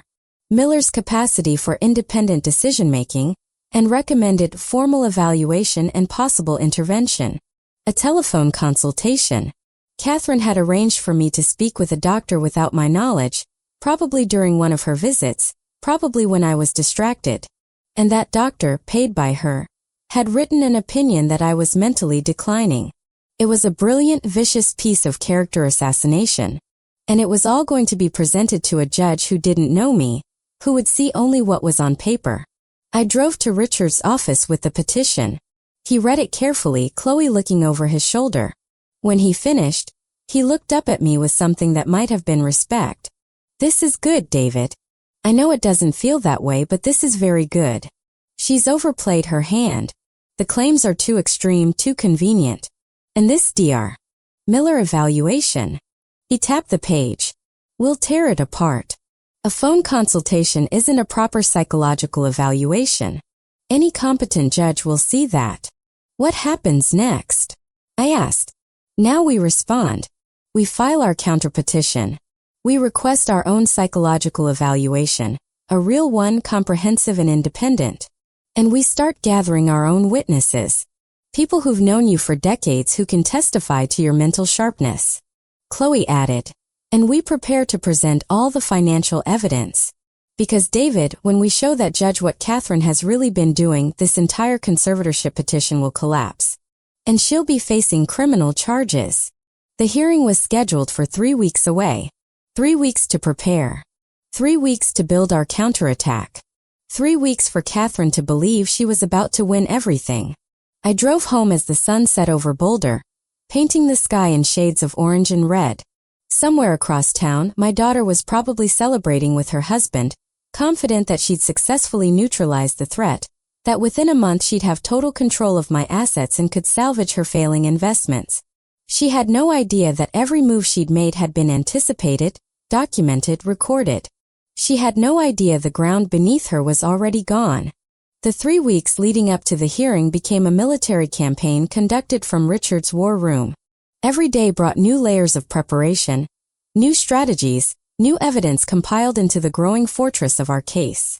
I felt myself transforming from a grieving widower into something harder, more focused.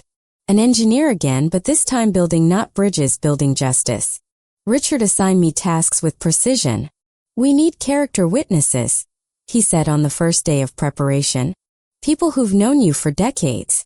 People who can testify under oath that you're sharp, competent, fully capable of managing your own affairs." I made a list. Arthur Gable, despite the guilt I felt for using him. Bernard Walsh, my former supervisor from the city engineering department, who I'd worked under for 15 years. Patricia Chun, Richard's wife and Margaret's close friend who'd known our family since Katherine was in elementary school. Father Michael from our church. Dear Evelyn Reed, the court-appointed psychiatrist Richard had already arranged for my evaluation. Each conversation was difficult in its own way. Telling these people, friends, colleagues, pillars of my old life, what Katherine had done meant admitting I'd been blind, foolish, victimized by my own daughter. But each one responded with immediate support, with anger on my behalf, with promises to testify. "David, I never liked how she talked to you," Patricia said when I met her for coffee, her eyes sharp with fury. Even at Margaret's funeral, there was something calculating. I thought I was imagining it. "I'm so sorry I didn't say anything." The evaluation with Dr. Evelyn Reed took place over 2 sessions in her sunny office that smelled of lavender and old books. She was a woman in her early 60s with silver hair and eyes that missed nothing. For 3 hours over 2 days, she put me through cognitive tests, memory exercises, problem-solving scenarios. She asked about my daily routines, my financial management, my decision-making processes. "Mr. Miller," she said at the end of our second session, closing her notepad with a definitive snap. "I want to be very clear with you. Your cognitive function is not just normal for a man your age, it's exceptional. Your memory is sharp, your reasoning is sound, and your executive function is that of someone 20 years younger. Whatever is happening in this conservatorship case, it has absolutely nothing to do with your mental capacity." Those words, delivered in her calm, professional tone, meant more to me than she could possibly know. After weeks of Katherine's suggestions that I was declining, confused, impaired, hearing an expert confirm what I knew to be true felt like oxygen after drowning. "Will you testify to that?" I asked. "I will do more than testify, Dr. Reed said, her expression hardening. "I will submit a comprehensive written evaluation. And Mr. Miller, based on what you've told me about this preliminary phone consultation your daughter arranged, I will also submit a professional opinion about the ethics of rendering a psychological assessment without proper examination. Dear Alan Miller should be ashamed of himself." While I gathered witnesses, Chloe worked her forensic magic. She'd expanded her investigation beyond just my accounts, digging into Katherine and Michael's complete financial picture. What she found was a portrait of 2 people living far beyond their means, desperately juggling debts and bad investments like circus performers on a collapsing stage. "Look at this," she said one afternoon, turning her laptop screen toward Richard and me. It showed a timeline of their spending mapped against the withdrawals from my accounts. Every major purchase they've made in the past 2 years corresponds within days to a withdrawal from David's retirement fund. The Porsche? Purchased 6 days after a $70,000 withdrawal. The kitchen renovation? Started 2 weeks after a $45,000 transfer. They're not even trying to hide it. They just assumed no one would ever look. But the most damning discovery came in the second week of preparation. Chloe had been investigating the Mexico resort project, digging through public records and corporate filings. What she found made Richard's jaw clench with barely controlled anger. "The Vista Del Mar project declared bankruptcy yesterday," Chloe announced, pulling up the filing on her screen. "All investor capital is gone. No returns, no recovery. It's a total loss. And look at this." She highlighted a section of the bankruptcy filing. "Michael is listed as a defendant in a lawsuit filed by the Mexican Development Company. They're claiming he misrepresented the financial backing, that he falsified investor commitments to secure permits and contractor agreements. He committed fraud." Richard said flatly. International fraud, Chloe corrected. Using David's stolen money to make false promises across international borders. This isn't just civil anymore, David. If the Mexican authorities get involved, Michael could be facing criminal charges in 2 countries. The weight of what Katherine and Michael had done, the layers upon layers of deception, theft, and fraud was staggering. They hadn't just stolen from me. They'd gambled with stolen money, lost it all, lied to foreign business partners, and were now trying to steal even more by having me declared incompetent. It was a cascade of crime, each one more desperate than the last. Richard spent those 3 weeks building our courtroom presentation with the precision of an architect designing a cathedral. He prepared a timeline showing every withdrawal from my accounts alongside every major purchase Katherine and Michael made. He compiled the forged quarterly statements Katherine had sent me, side by side with the real statements from the banks, highlighting the discrepancies. He organized Chloe's forensic report into sections, each one more damning than the last. The key, he explained during one of our strategy sessions, is to control the narrative from the moment we walk into that courtroom. Katherine's lawyer will try to make this about your capacity, your confusion, your need for protection. We're going to flip the script immediately. This isn't about your capacity. It's about her criminality. On the Friday before the Monday hearing, Richard conducted a full mock trial in his conference room. He played both sides, questioning me as if I were on the witness stand, then switching roles to attack his own arguments. It was exhausting and illuminating. When Katherine's lawyer asks you about your decision to sell the house, Richard coached, you don't get defensive. You simply state the truth. You were exploring options for simplifying your life in retirement. There is nothing irrational about a 68-year-old widower considering a move to a retirement community. Millions of Americans do it every year. And when they bring up the Arizona comment to Arthur, I asked, "You own it," Richard said firmly. You were confiding in an old friend about a major life decision. That's not confusion. That's wisdom. That's someone being thoughtful and seeking perspective. We turned their evidence into proof of your competence. That weekend I barely slept. I walked through my house, the house that had become the epicenter of this battle, touching the walls Margaret and I had painted, the floors we'd chosen together, the kitchen where we'd cooked thousands of meals. I thought about what Monday would bring. A courtroom. A judge. My daughter sitting across from me, prepared to tell a room full of strangers that I'd lost my mind. Sunday evening, I received a text from Katherine. The first communication in 3 weeks. Dad, I want you to know this court thing tomorrow isn't personal. We're doing this because we love you. I hope you can understand that. We just want you to be safe. I stared at those words for a long time. The audacity of them. The complete lack of self-awareness. She actually believed she was the hero of this story. The loving daughter protecting her declining father, not the thief stealing his final years. I didn't respond. There was nothing left to say to her that wouldn't be better said in a courtroom, under oath, with evidence spread across a judge's bench. After I laid out my clothes and polished my shoes, I did something I hadn't done since Margaret died. I pulled out the box from the top shelf of our closet, the one containing our wedding photos, love letters, the detritus of a 42-year marriage. I found what I was looking for near the bottom. A letter Margaret had written to Katherine on her 16th birthday. I'd forgotten it existed, but she'd tucked it away, perhaps knowing I'd need it someday. The handwriting was shakier than I remembered. This must have been near the end, but the words were pure Margaret. My darling Katherine, by the time you read this, I'll be gone. I want you to know that being your mother was the greatest privilege of my life. But I also want you to know something else.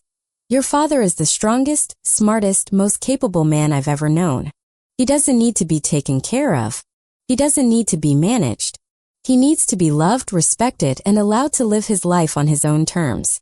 Please, sweetheart, give him that gift. Love, Mom.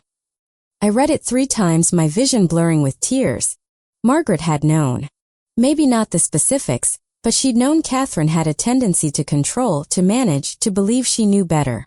And she'd tried, even from beyond the grave, to protect me. I folded the letter carefully and tucked it into my suit pocket. I wouldn't show it to the judge. It wasn't evidence in any legal sense.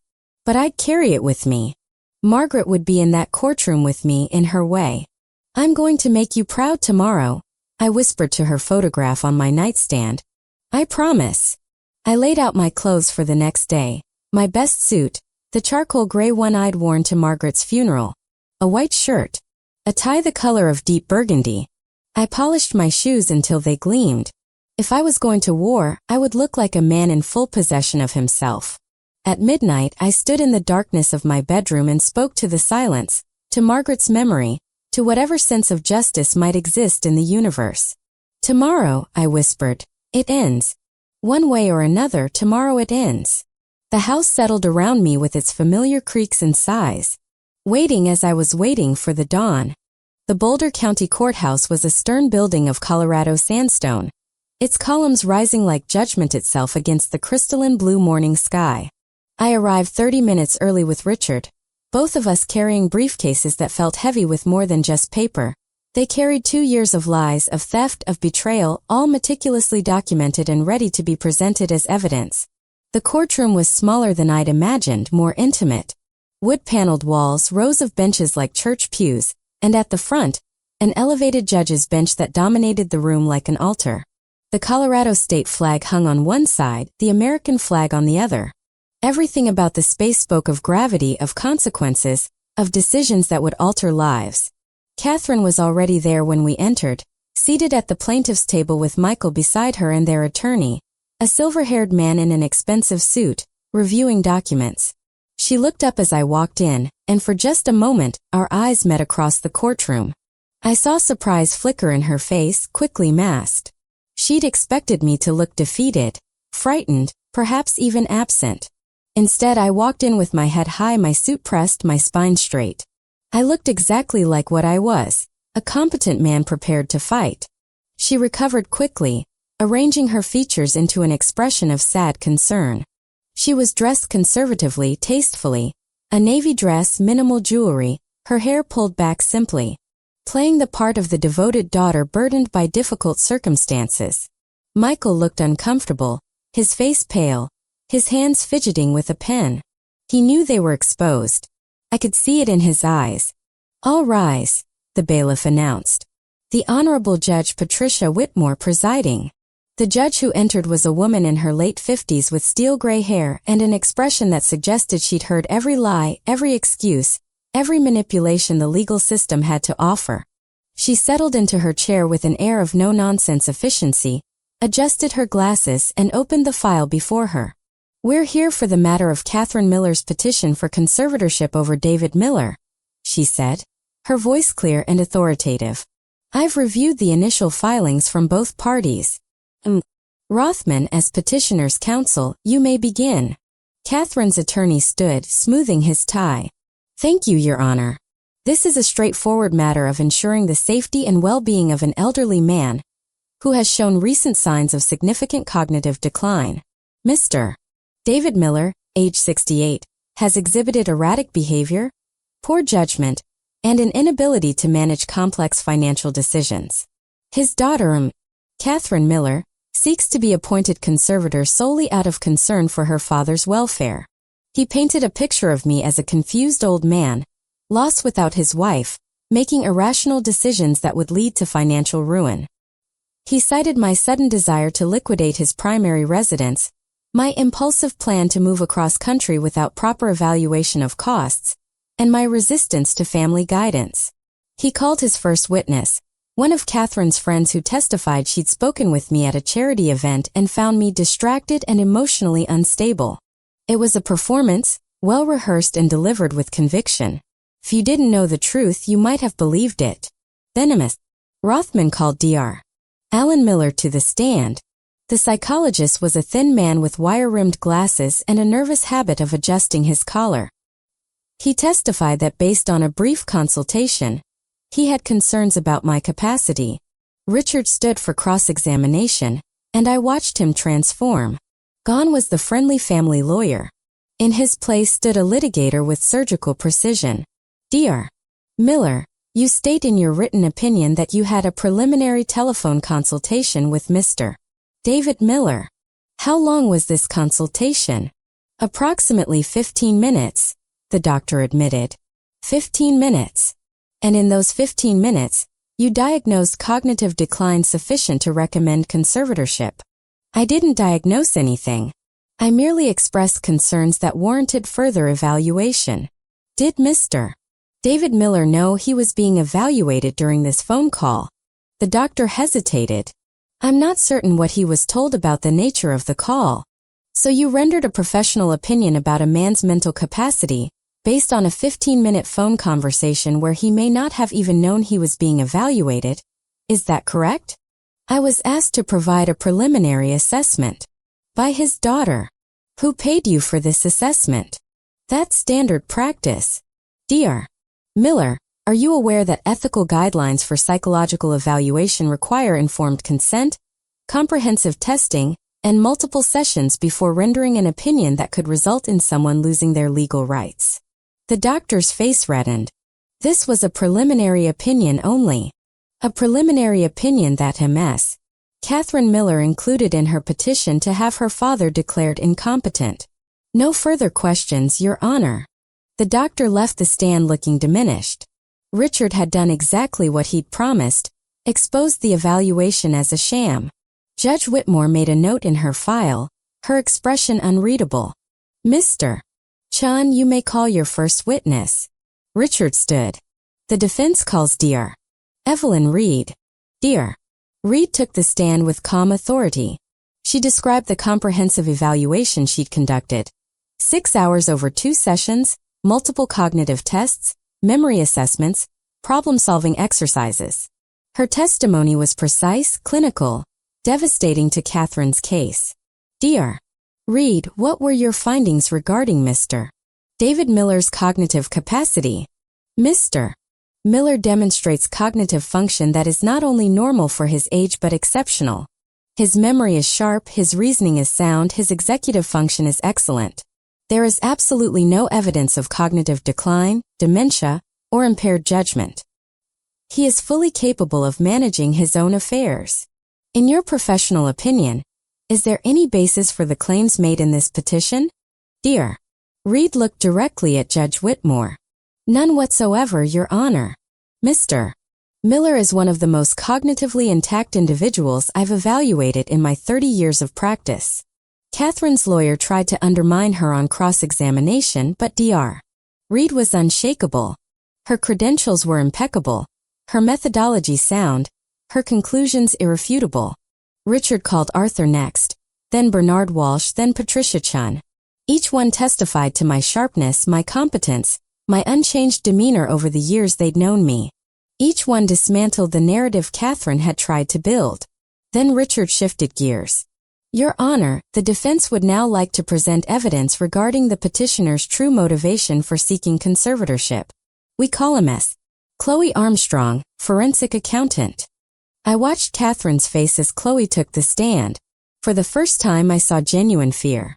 Chloe's testimony was methodical and damning. She walked the court through every withdrawal, every transfer, every dollar that had been systematically stolen from my accounts. She presented the side-by-side comparison of the forged quarterly statements Katherine had sent me versus the real statements from the banks. She showed the flowchart of money moving from my retirement fund to Harmony Ventures LLC, to Katherine and Michael's personal accounts and extravagant purchases. Ms. Armstrong, what is your professional conclusion regarding these transactions? Richard asked. These transactions represent systematic financial elder abuse and fraud.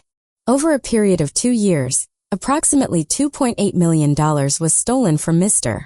David Miller's retirement accounts by his daughter and son-in-law using power of attorney access. The money was funneled through a shell company and used for personal enrichment. The courtroom was utterly silent. Katherine's face had gone white. Michael was staring at the table, unable to look up. Richard approached the bench. Your Honor, I have one final piece of evidence. Audio recordings of conversations between Mr. David Miller and the petitioner, recorded legally under Colorado's one-party consent law. He played the recording from Katherine's visit to my house. Her voice filled the courtroom, suggesting I was confused, erratic, that I needed more protection, that they needed to expand the arrangement. And then the most damaging moment, caught on the hidden device, Her whispered conversation with Michael after I'd left the room. Her voice cold and calculating. If I have to, I'll prove he's not competent to make that decision. The power of attorney isn't enough. We need a conservatorship. We need full control. The silence after Katherine's recorded voice faded was the loudest sound I'd ever heard. It wasn't empty silence. It was heavy, suffocating, the kind that presses down on your chest and makes breathing difficult. I watched the courtroom, watched the reactions ripple through the space like a stone dropped in still water.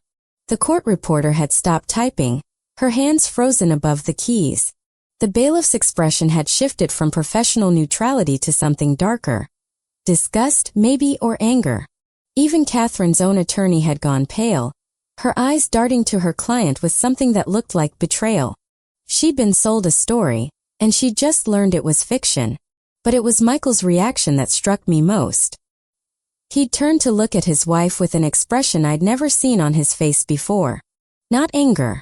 Not fear. Something worse, recognition.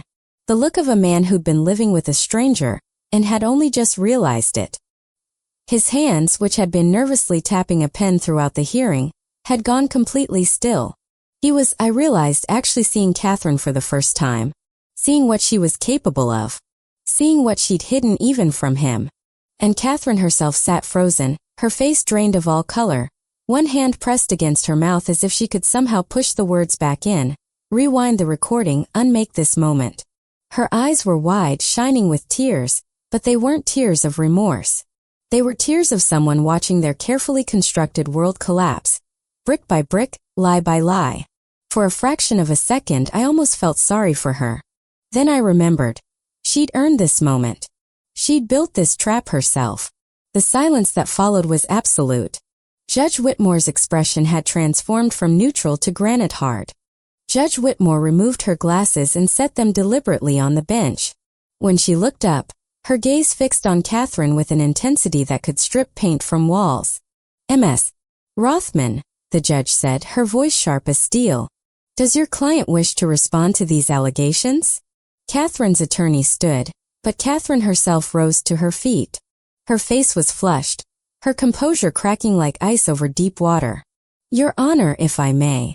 "You may not," Judge Whitmore said firmly. "Sit down, Ms. Miller. You will speak when I give you permission."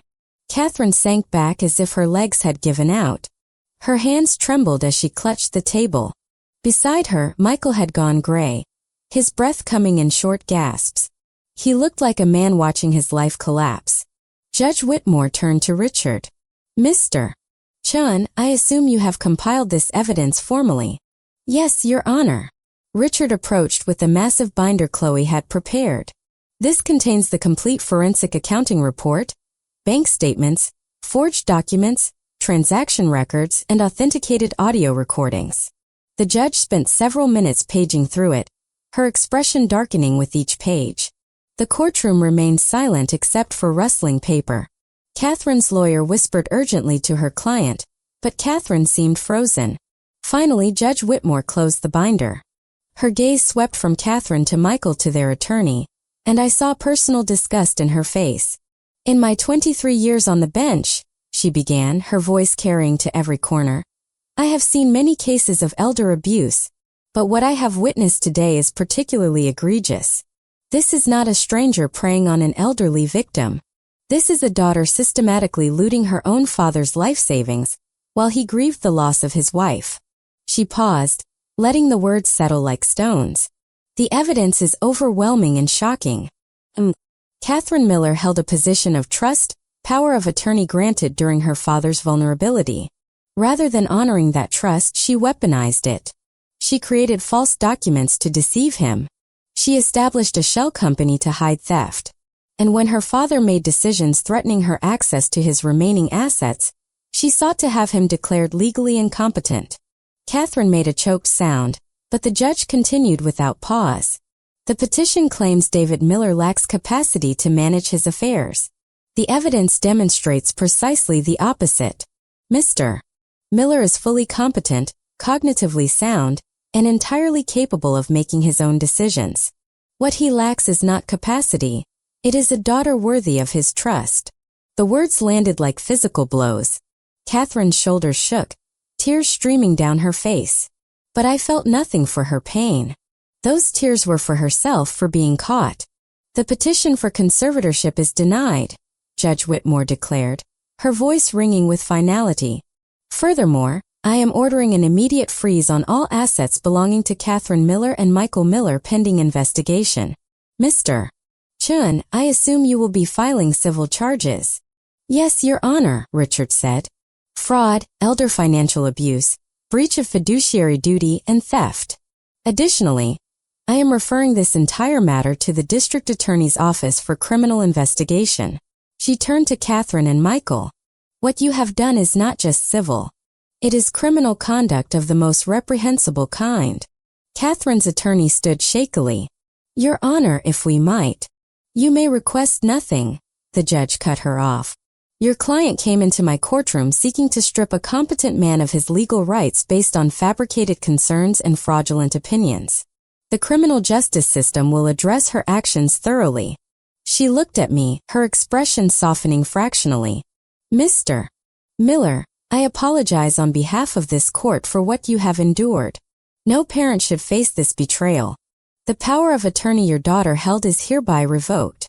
You are and remain in full control of your own life. Thank you, Your Honor, I managed, my voice rough with held emotion. This hearing is concluded. Bailiff escort Ms.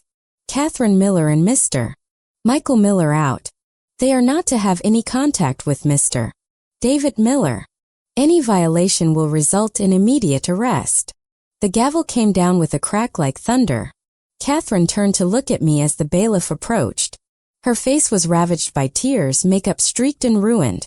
For just a moment I saw something in her eyes, remorse, shame, or just hollow panic. Dad, she said, voice breaking. Dad, please. Ma'am, you need to come with me, the bailiff said firmly. Dad, I'm sorry, Katherine sobbed. I'm so sorry. I never meant. But Michael grabbed her arm, pulling her toward the exit. Don't say anything else, he hissed. Not another word. He dragged her from the courtroom while she cried, her sobs echoing down the hallway even after the door swung shut. The courtroom emptied slowly. Witnesses stopped to grip my shoulder in silent support. Chloe gathered materials with satisfaction. Richard stood beside me as the room cleared. It's over, David, he said quietly. You won. I nodded, but one felt wrong. I had survived. I had exposed truth. I had reclaimed my autonomy. But victory suggested triumph. What I felt was profound exhaustion, weariness that went beyond physical. What happens now? I asked. The DA's office takes over the criminal investigation, Richard explained. Based on evidence, I expect charges within weeks. Fraud, theft, elder abuse, serious felonies. Katherine and Michael could face significant prison time. Prison. My daughter in prison. The thought felt empty, like watching a beloved building be demolished. And the money? Richard's expression was grim. We'll pursue civil recovery, but most is gone. The Mexico investment is total loss.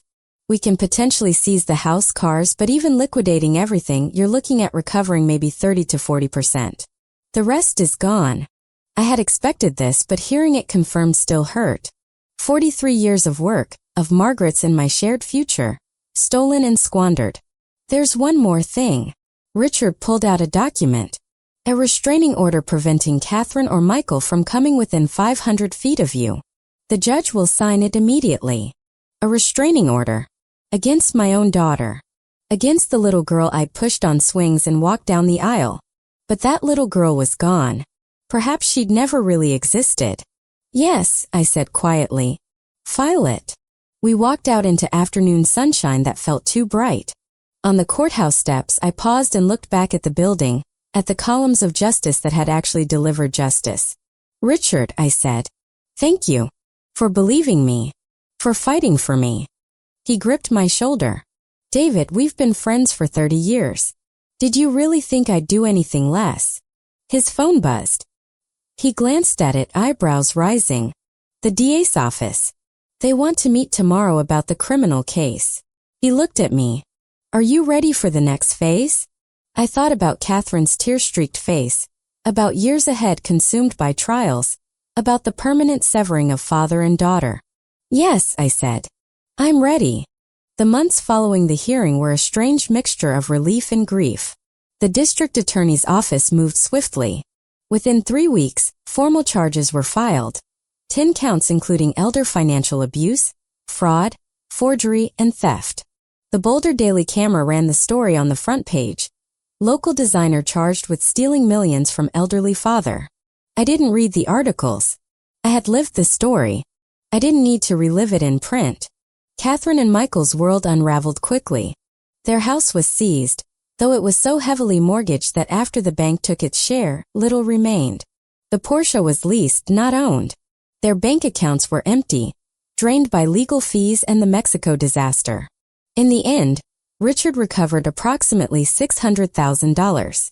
Out of $2.8 million stolen, I got back barely 20%. But something unexpected happened during those months. As the legal machinery ground forward, I found myself not consumed by bitterness but feeling something closer to liberation. The weight of deception, of false obligations, of toxic bonds disguised as love, it was finally lifted. I joined a support group for elder financial abuse victims. In a community center basement, listening to others who'd been betrayed by children and caregivers, I realized I wasn't alone. There was strange comfort in shared pain, in knowing I wasn't the only fool who'd trusted the wrong person. I began working in Margaret's garden again, bringing it back to life one plant at a time. I reconnected with old friends I'd neglected during my grief. I even started consulting part-time for a small engineering firm, using my mind again for something other than legal strategy. The criminal trial was set for October. But in August, Katherine's attorney approached Richard with a plea bargain. She would plead guilty to 5 counts in exchange for a reduced sentence, 5 years with possibility of parole after 3. Michael took a similar deal for years. Richard called me to discuss it. We could push for trial, he said. Make her face a jury. But David, plea deals mean certainty. It means she admits guilt publicly. It means she goes to prison. If we go to trial, there's always a chance something goes wrong. Take the deal, I said. I was tired of fighting. I wanted it finished. The sentencing hearing was in late September. I sat in the courtroom and watched Katherine stand before the judge. She'd lost weight, her expensive clothes replaced by a simple gray dress. Her hair was pulled back without style. She looked diminished, hollowed out. When the judge asked if she had anything to say, Katherine turned to look at me. Dad, she said, her voice shaking. I know sorry isn't enough. I know I destroyed everything. I don't expect forgiveness. I just want you to know that I see now what I did. I see it clearly. And I'll carry that shame for the rest of my life. Were they real tears on her face, or another performance? I didn't know. I didn't care anymore. 5 years in the Colorado Women's Correctional Facility, the judge intoned, followed by 10 years probation and restitution. They led her away in handcuffs. Michael followed 10 minutes later, receiving his 4-year sentence with barely a word. And just like that, it was over. I walked out of that courthouse feeling lighter than I had in years. But the real healing began 3 weeks later, on a Sunday afternoon in October. I was pruning roses when a car pulled up, a modest sedan. From it emerged Ryan. He'd grown, 13 now, taller, his face catching up to his lanky frame. He stood at the edge of my driveway, hands in pockets, looking uncertain and heartbreakingly young. Grandpa, he called hesitantly. I set down my pruning shears. Ryan. He walked toward me slowly, then faster, then running. I caught him in my arms and he buried his face against my shoulder and sobbed. I'm sorry, he gasped. I'm so sorry. I didn't know what they were doing. I swear I didn't know. I know, I said, holding him tight. I know you didn't. This isn't your fault, son. None of it. We sat on the porch steps. He told me his story. How his parents had hidden everything. How he'd learned the truth when charges were filed. How his world shattered. He was living with Michael's parents now, going to a different school. Do you hate them? He asked. I considered carefully. No. I'm angry. I'm hurt. But hate takes too much energy, Ryan. I don't have energy to waste. Do you hate me? He whispered. Never, I said firmly. You are innocent. You're still my grandson. That will never change. We talked for hours. I showed him the garden, told stories about his grandmother, about my engineering work. Everything except the trial. We talked about his school, his friends, his dreams of studying engineering. When he had to leave, he hugged me. Can I come back? Every Sunday, I promised. If you want. His smile was the first genuinely good thing I'd felt in a year. And he did come back. Every Sunday. We worked in the garden. I taught him engineering principles using garden beds as examples. We cooked simple meals together. Week by week, the house stopped feeling like a tomb and became a home again. One Sunday in spring, a year after the trial, Ryan pulled out an envelope. I found this in my stuff. It's from Grandma Margaret. Addressed to me, but dated before she died. With shaking hands, I opened it. Margaret's handwriting. My dearest Ryan, if you're reading this, I'm gone, but your grandfather and I love you so much. We set up a trust for your education, separate and protected.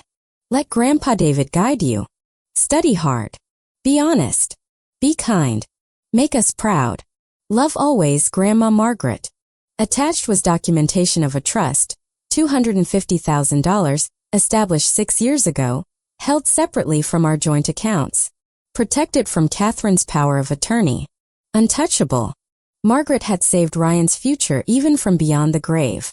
I looked at my grandson, this good kid born to the wrong parents, and felt something I hadn't felt in so long. Hope. Your grandmother, I said, voice thick, was the smartest person I ever knew. Ryan smiled through tears. Tell me about her? And I did. As the sun set and stars emerged, I told him stories about Margaret, her laugh, her kindness, her fierce love. I told him about the life we'd built, the values we'd lived by, the legacy she'd left that had nothing to do with money and everything to do with character. That's who you come from, I said. Not from theft and lies. From love and integrity. That's your real inheritance. He leaned against my shoulder. I won't waste it, Grandpa. I know you won't. That evening, after Ryan left, I sat in Margaret's chair with her letter to Katherine still in my hand, the one I'd carried to court but never shown anyone. I read it again, her words about me being the strongest, smartest, most capable man she'd ever known. Margaret had seen me for who I truly was. Not a victim. Not someone who needed rescuing. Just a man who'd been knocked down and needed time to stand back up. I thought about the 2 women I'd lost, one to death, one to her own choices. Margaret had spent her life building me up, believing in me, loving me in a way that expanded my world rather than contracted it. Katherine had spent 2 years tearing me down, stealing from me, trying to shrink me into something she could control. But here was the miracle. Margaret's love had outlasted Katherine's betrayal. The trust fund she'd set up for Ryan. The letter she'd written warning of this very possibility. The garden she'd planted that I'd brought back to life. Even in death, her love was still protecting, still nurturing, still giving. And Ryan, beautiful, innocent Ryan, was proof that Katherine's DNA didn't doom him. He had his grandmother's kindness, his grandmother's integrity. He had come to me not because he had to, but because he wanted to. Because despite everything his parents had done, the bond between grandfather and grandson had survived. That's when I understood what real inheritance meant. It wasn't money. It wasn't property. It was values. It was character. It was the choice to love honestly rather than manipulate strategically. Margaret had given Ryan the financial means for his education. But more importantly, she'd given him, and me, an example of what real love looked like. And that was the inheritance that would compound with interest for generations. We sat in comfortable silence. The house behind us was quiet but no longer empty. Margaret's garden bloomed with new life. And somewhere on the wind I could almost hear her voice. Everything will be all right, David. Just keep moving forward. So that's what we did. Together. Looking back now, 3 years after that terrible phone call from Richard, I understand something I couldn't have grasped in the midst of the pain. Betrayal doesn't just steal money or possessions. It steals something far more valuable. It steals your ability to trust, your sense of safety in the world, your belief that the people you love will protect you rather than prey upon you. But here's what I learned through those dark months and the healing that followed. While betrayal can steal those things, it cannot keep them forever unless you let it. I had a choice. I could let Katherine's actions define the rest of my life, could let bitterness and suspicion poison every relationship, could become a cautious, fearful man who trusted no one. Or I could acknowledge the wound, treat it properly, and let it heal into a scar, still visible, still tender sometimes, but no longer bleeding. I chose healing. Not for Katherine's sake, but for mine. And for Ryan's. The truth about family is harder than the greeting cards want you to believe. Blood doesn't guarantee loyalty. Raising someone with love doesn't ensure they'll return it. The child you sacrifice for might grow into an adult who sees you not as a parent but as a resource to be exploited. It's a painful reality that many elderly people face, often in silence, often with shame, as if they somehow failed in raising their children properly. But here's what I want anyone watching this to understand. If you are being financially abused by a family member, it is not your fault. You are not stupid for trusting. You are not weak for being victimized. You are not alone. The statistics are staggering. Experts estimate that 1 in 10 older Americans experiences some form of elder abuse, and financial exploitation is the most common type. Adult children are the most frequent perpetrators. Yet fewer than 1 in 14 cases is ever reported, because victims are ashamed, afraid, or convinced that family matters should stay private. I nearly fell into that trap. I nearly chose silence over justice because confronting Katherine meant admitting to the world that my own daughter had betrayed me. It meant acknowledging that I'd been blind, that I'd signed documents without understanding their implications, that I'd trusted when I should have verified. But silence protects the abuser, not the victim. Shame serves the criminal, not the injured party. If I had stayed quiet, Katherine would have succeeded completely. She would have taken the house, taken everything, and probably moved on to exploit someone else. The lesson isn't that you should trust no one. That's not living. That's existing in a prison of fear. The lesson is that trust should be coupled with verification. That love doesn't mean surrendering your autonomy. That signing a power of attorney, even to your own child, should come with oversight, with regular independent reviews of your accounts, with transparency rather than blind faith. Margaret understood this in a way I didn't. That separate trust she established for Ryan, protected and isolated from all other assets, that was wisdom. She loved Katherine, but she didn't assume that love guaranteed honesty. She hoped for the best but planned for the worst. And because of her foresight, Ryan's future was protected, even when everything else was stolen. If you're watching this and you're in a situation where a family member controls your finances, please take action now. Request your own bank statements directly from the institution, not through the person managing your accounts. Meet with an independent financial advisor. Talk to an attorney you choose yourself, not one recommended by the family member in question. And if something feels wrong, trust that instinct. Your gut is often smarter than your heart. For those of you who have children or relatives managing aging parents' affairs, understand the immense responsibility and temptation that comes with that power. Having access to someone else's money, especially when you're facing your own financial pressures, creates opportunities for rationalization. I'll just borrow this and pay it back. They won't even notice. I deserve this after everything I've done for them. That's how it starts. That's the first step down a path that ends in devastation for everyone involved. As for me, I'm 71 now. Ryan is 16, thriving in school, talking about engineering programs at universities. The garden Margaret planted is more beautiful than ever. I've recovered enough financially to live comfortably, if more modestly than I'd planned. I volunteer at the Elder Abuse Support Group, helping others navigate the legal and emotional aftermath of betrayal. Katherine was released on parole last month after serving 3 years. I know this because the state notified me, as required by the restraining order. I don't know where she lives now or what she's doing. The restraining order remains in effect. We have not spoken since the sentencing hearing. I don't know if we ever will. Some people ask if I'll ever forgive her. I don't have an answer. Forgiveness isn't something I owe her, and it's not something I can force myself to feel. What I can do, what I have done, is release the hold her actions had over my life. I've stopped waiting for an apology that would be adequate. I've stopped imagining scenarios where she truly understands what she did.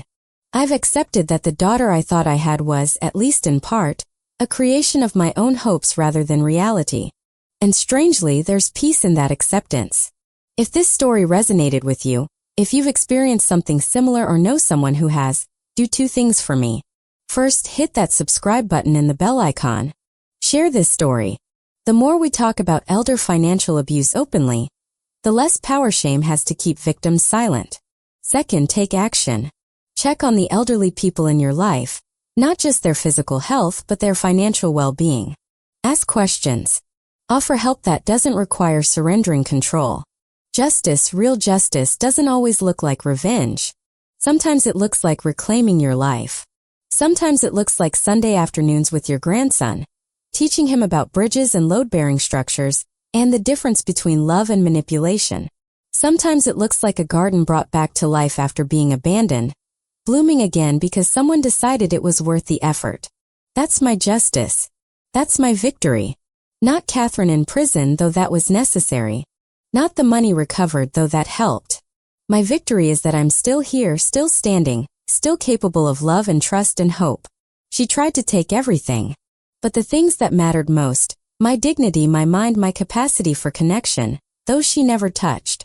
And those are the things no thief can ever steal unless you hand them over willingly. I didn't. And neither should you. If you believe that the truth matters, that justice, however imperfect, is worth fighting for, please give this video a like. And click on the next story on your screen. You won't regret it. Thank you for listening. And remember, you are stronger than the people who tried to break you.